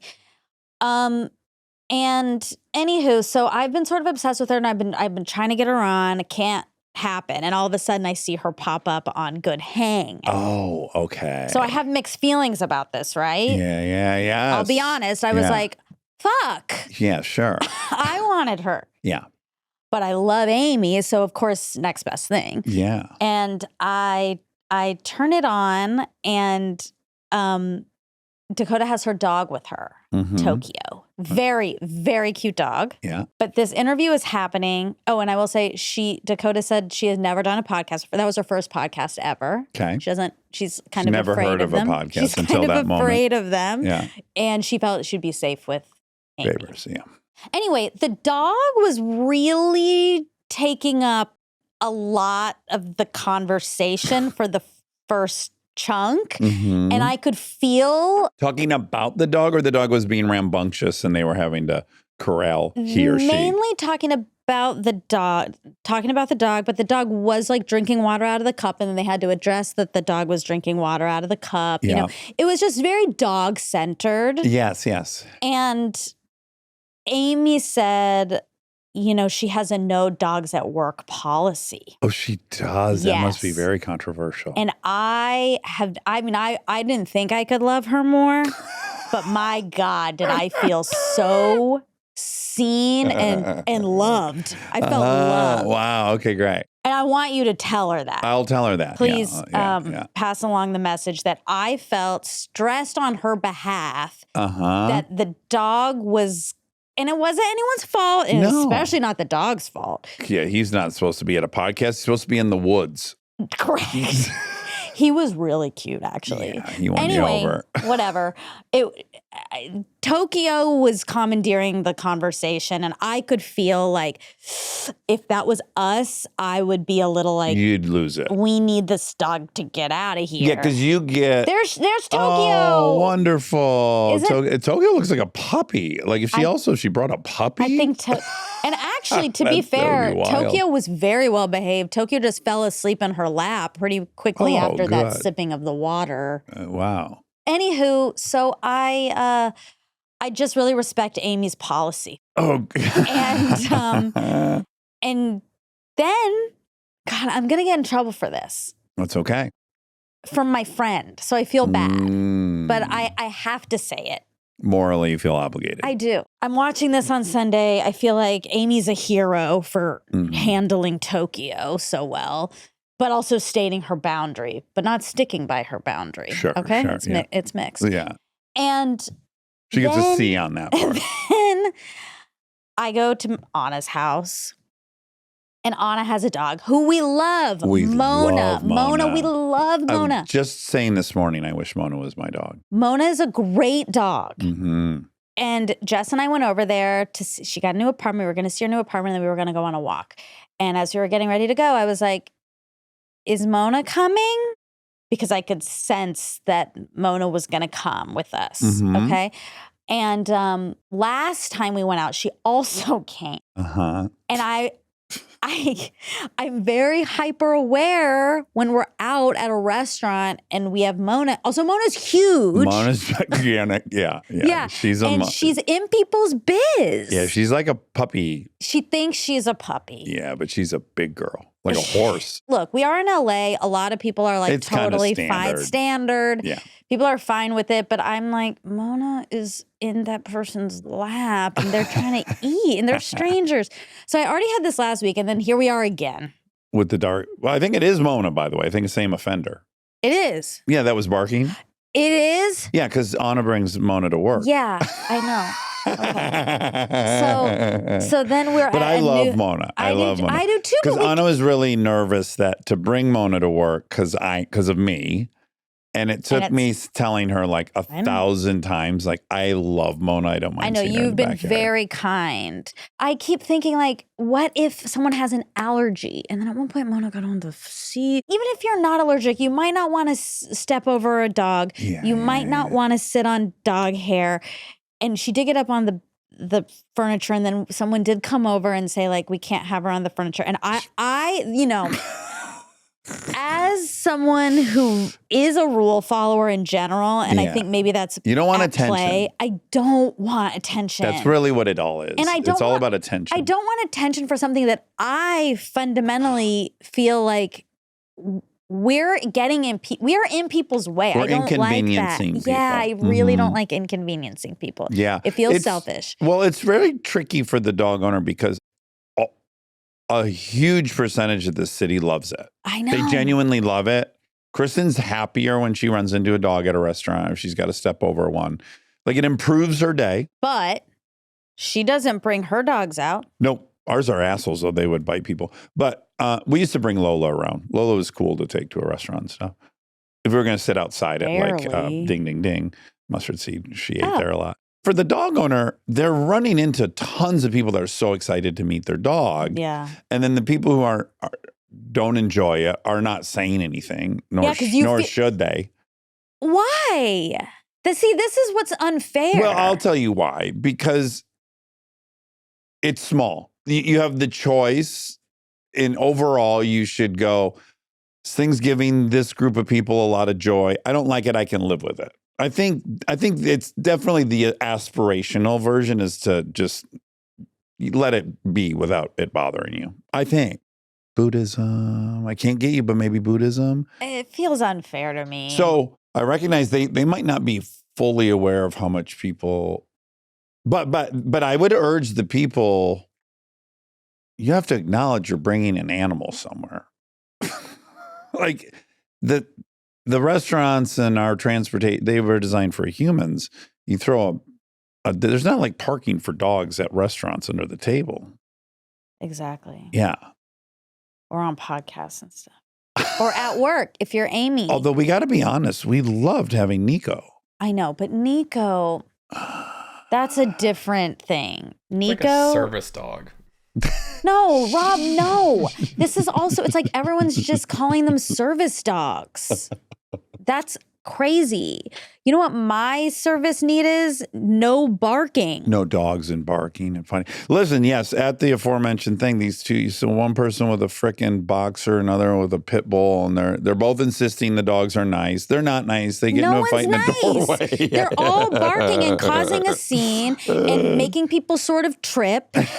And like, I'm fine with it, I guess. I mean, I'm not, but I am. I have to be in this world. But I want some, instead of me being the enemy, I'd love some acknowledgement that like people who don't like dogs are constantly just dealing with dogs Yeah. all the time. In LA, for And sure. they don't get to say anything or they're bad. I don't know what it's like other places. I mean, feel like LA would trend towards the liberal. definitely. Maybe crazy is to be like Portland, like where you can, I imagine. Yeah, they're like up on the counter. Yeah, like they get seated, and everyone's got their. Well, you said They're that you husky. went to a pet restaurant. Oh yeah. I picked up food and delivered to a dog recently Yeah. for my All other of job. this is outrageous. Do you want to hear about Father's Day?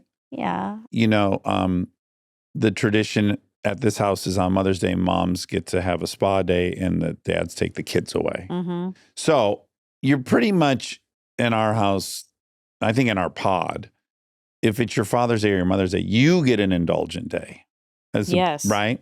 Yep. So mine was, we had just had a guest on. It's one of my funniest favorite moments we've had. Back to me loving being embarrassed. It's a male guest and myself. We come upon the topic of The Godfather. And then the male guest and I start talking about Godfather. And now we're starting to explain to you some things about Godfather. And it hit me all at once. I was like, oh my God, we're Ken from Barbie. Yeah. Oh my God, was that You guys funny? were It was Ken. so, we already have been made fun of about it. I know. And we still did it. You couldn't stop yourself. Oh my God. I think that's so funny. Yeah. and It was very embarrassing. funny. So then I decided, I am in the mood to watch Godfather. I haven't in 15 or 20 years. Yeah. We made a group plan to watch it with this guest who doesn't live in this city. So it's going to take some real planning. Yes. But you couldn't wait. So you had to watch it on Father's Day. Well, and I would watch it again next week for sure if everyone wants to get together. Yeah. But yes, I had two other fathers over, and I ordered a ton of Italian food. Oh, nice. Really good Italian Ooh, food. yum. And watched Godfather, and it was a blast. Both? No, that was the goal. Can't be done. It's like 3 hours long, and we were pausing to go make plates, and Yeah. we were making a lot of jokes. It was very fun. Good. But then it was kind of early on the earlier side. It's 5. I still have a bunch of leverage. They're basically like, what do you want to do, Dad?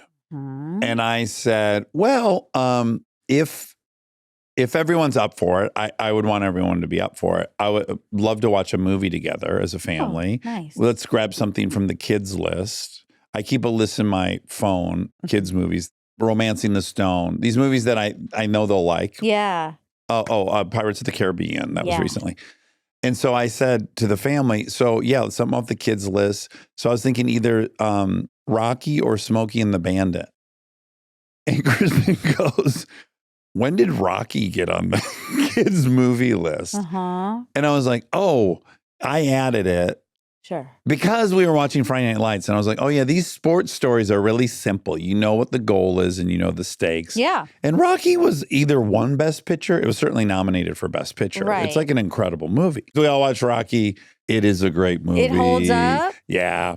Great. Yeah. There's so much cool stuff about it. The fact that you know the whole story behind Rocky? Yeah, he paid for the movie. No, Or he was completely penniless. He wanted That's to right. play Rocky, and he turned down $1 million in 1974 for a That's right. screenplay.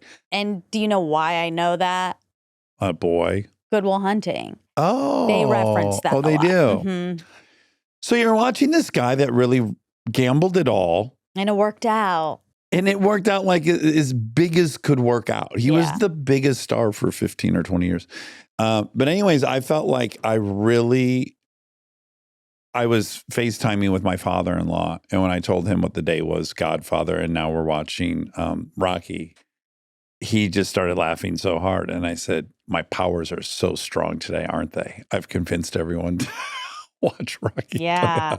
Good Father's Day. Yeah. Did the kids like it? They did. They loved it. Good. Yeah, they really, really loved it. There's weird stuff. There's really compelling stuff you have to talk about as a family, which I loved.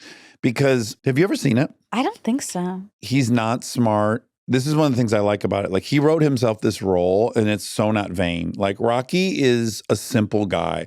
He has to carry his combination to his locker that he's had for 6 years in his hat, written on a piece of paper. Oh. Like, he's very simple. Yeah. And Adrienne works at a pet shop, and she's like morbidly shy.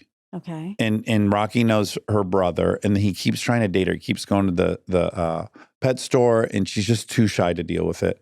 And he eventually goes on a date with her, and then they have this date, and then they're at his house, and he's like, "Come inside," and she's like, "No, I don't want to come inside, Rocky." He's like, "Come on, come inside, come inside. You're gonna like it." And she says no like 6 times, right? Oh boy. Okay. Yeah.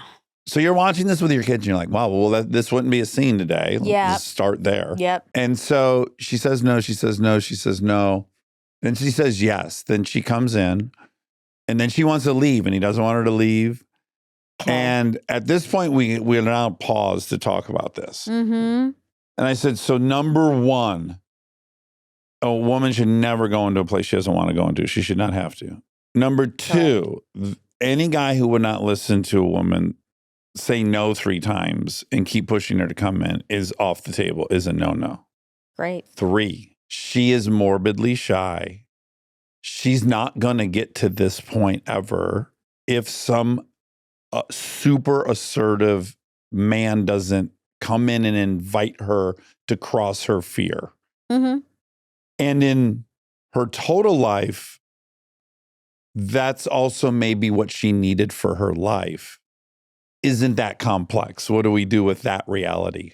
Mm-hmm.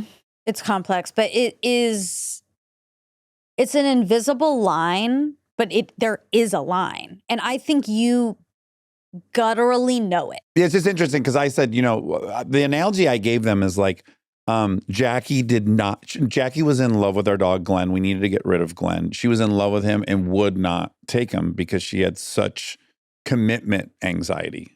Mm-hmm. And I literally at one point had to shove him in her hands, and I shut the door and locked it and said, "You're taking him home for the night." I find this story complicated, actually. And it's the love of her life. She's Yeah. thanked me a bunch of times for forcing her to take it. And I knew what would happen the second she got the dog But home. that's the part, it's the part I knew Yeah. that is complicated. Yeah. And because You hope you're a good don't judge. know. You know You what I hope mean? You were in that case right, Yeah. but there is no knowing about what a person will or won't Right. feel. So do you risk never helping the 9 people that are you're right about Mm-hmm. to prevent the one person you're wrong about? I actually think, yeah, personally, I think if Jackie's gonna let the commitment issue derail her life, it's not really on you to change it. It's not, but we're attracted innately to people that we think can get us someplace, that can benefit us. Sure. Like, I mean, like a lot of betas they're super attracted to alphaness because that they desire someone who doesn't have decision anxiety. Yeah, You but know. that's different from forcing you to make a decision. You can be attracted to someone's self-assuredness and confidence in their ability to make decisions. Uh-huh. And that is attractive if you aren't good at that, I think. But that then it crossing over onto you is where that is different to me, because I think if you're attracted to that, what ends up happening is you sort of take some of it on by osmosis. Like, you like it. You're seeing it modeled Mm-hmm. and it looks cool. It looks good. Mhm. You start trying those pieces on. Yeah. But the forcing is where things get muddy for me. Right. And then you're talking about the nuance between forcing and pushing. Yeah. There's there's a difference in my mind between forcing and pushing. Like some people want to be pushed. Yeah. They want to be helped and pushed in a direction. Mm-hmm. Do they want to be forced? They don't have a decision. No, I don't think so. But I do think people seek out people they know will push them. Some people love coaches. Like I'm not this type of person. Right. But there are people that love being coached, love being pushed and yelled at and the whole nine. That's not me. Yeah. I think it's so dependent on the person, The outcome, scenario. Well, it's dependent on the outcome because like for Adrienne, she undoubtedly would, if you asked her, she would go, thank God he made me come inside and thank God he didn't let me leave. Because it worked out. Because, she would have never, ever come out of her shell unless someone drug her out. And then she was so happy and loved Rocky so much. Mm-hmm. That's wonderfully complicated. Very complicated, yes. I love it. Like, what a fun thing to hear their opinions about. Yeah. Yeah.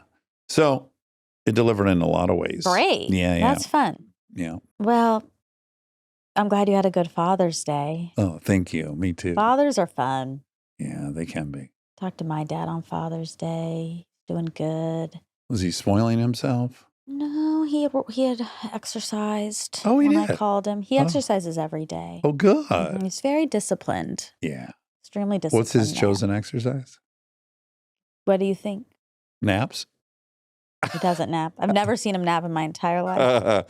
What do I think? Knowing me. Jogging? Walking. He goes on long walks. Plotter. Outside and on the treadmill. Mm-hmm. Well, I like dads. Yeah, me too. You want to do some facts? Sure. Let's do it. Stay tuned for more Armchair Expert, if you dare.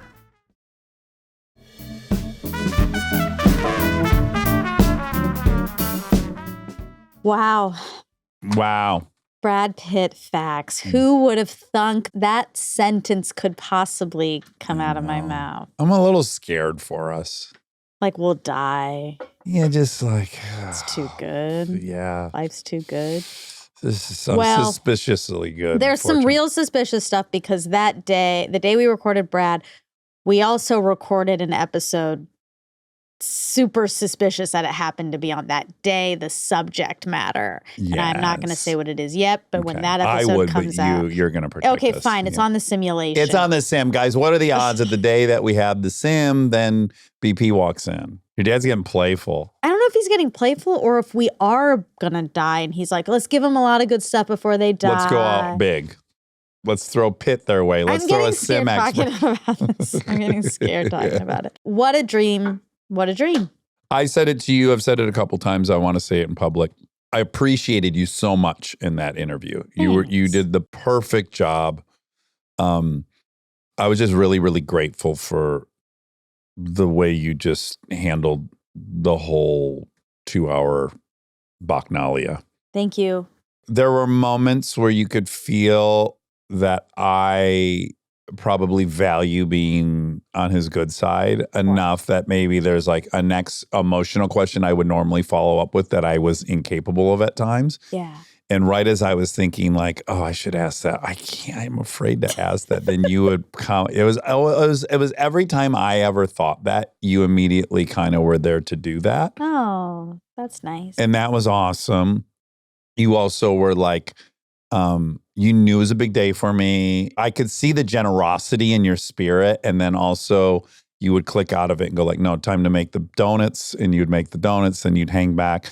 And then beyond actually all that stuff that was for me selfishly, I was filled with such joy, sincerely, that the little girl that was afraid to talk in front of Mike Schur was sitting across from Brad Pitt and letting it rip.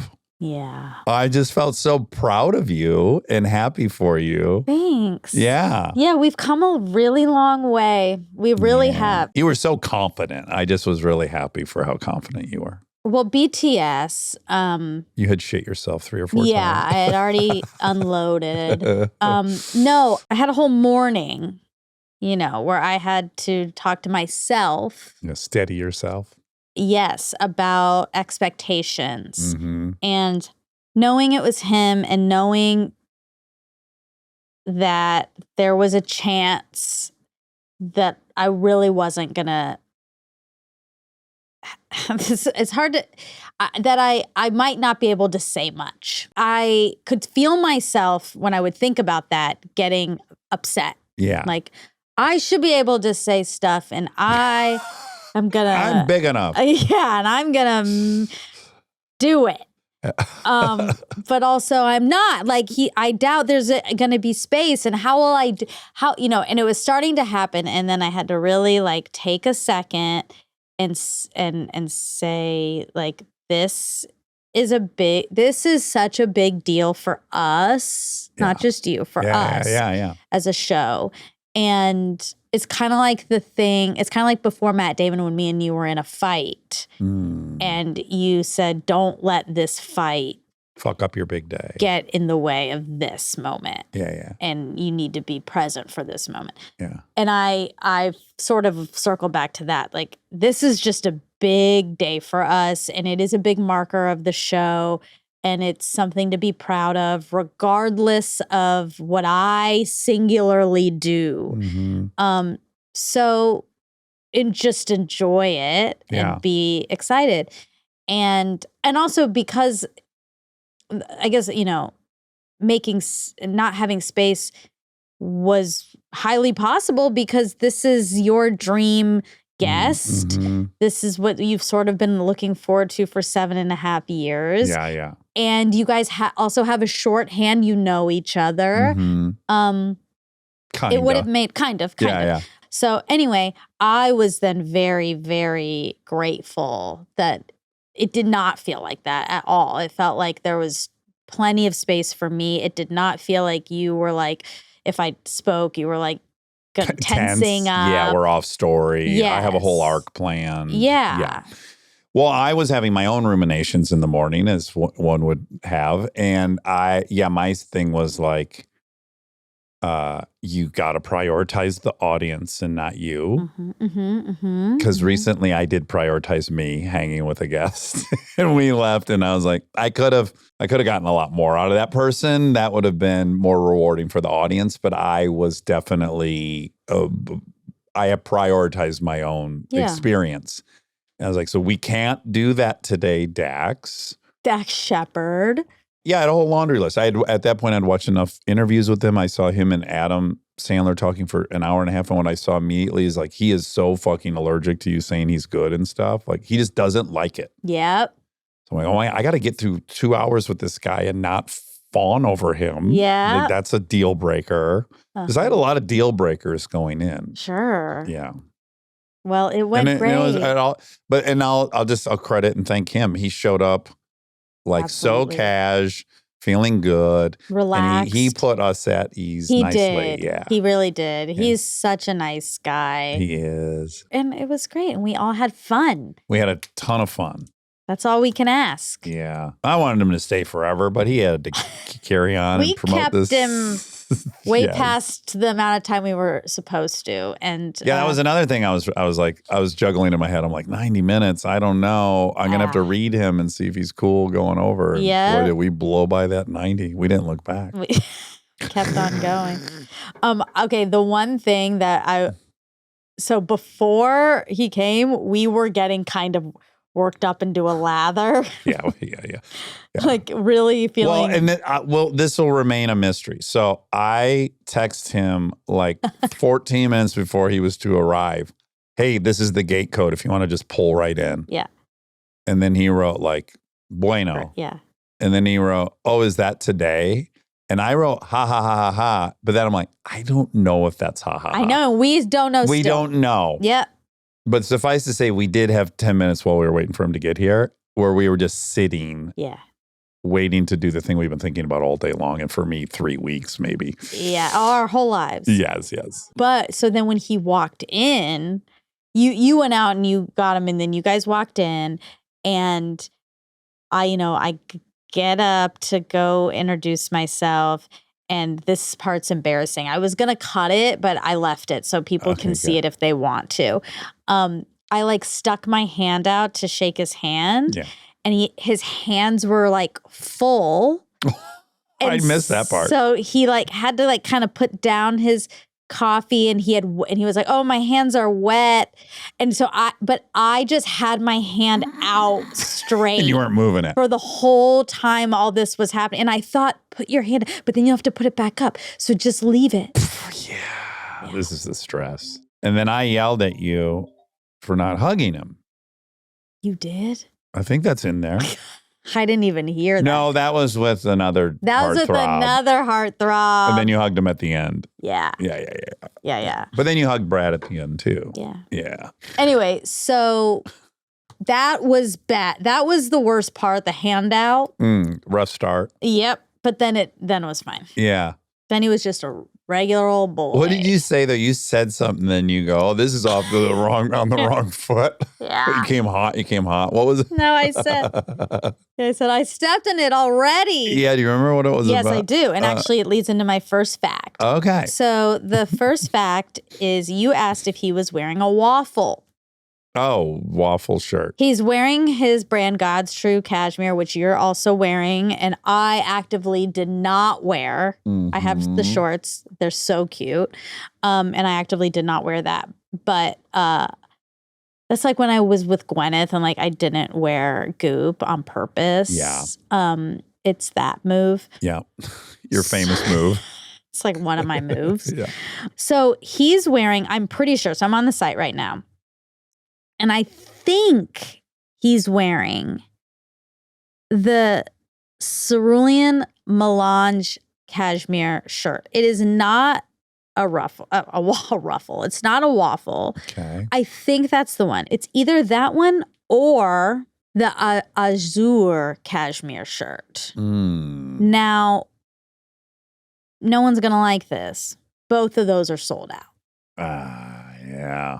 Anyway, if you want to look like me, my shorts are the I love the origin story of God's True Cashmere. emerald dot cashmere surf short is what I have, and it is so cute. What happened is he was telling the explanation of God's True Cashmere, and I and you said, "Oh, I thought like I think the assumption is it's you." that you're the And God. he was like, "What?" He did not like that. No, I was like, well, I know he hates compliments if he gets told he's God. But it was, I thought it was sweet because his shock and horror that he would do something that like that. anyone would think that was actually very endearing. I agree. So it was worth it. And I did think that. And I just had to be honest. I appreciate your honesty. I did not think that. Well, for whatever reason. You were right. For once. You.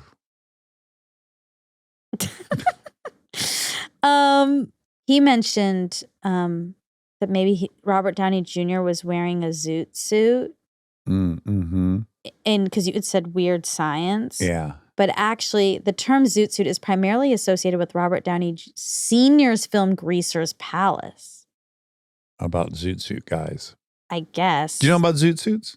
It says he didn't wear a zoot suit in Weird Science. Do you know what a zoot suit is? Yeah. Okay, right.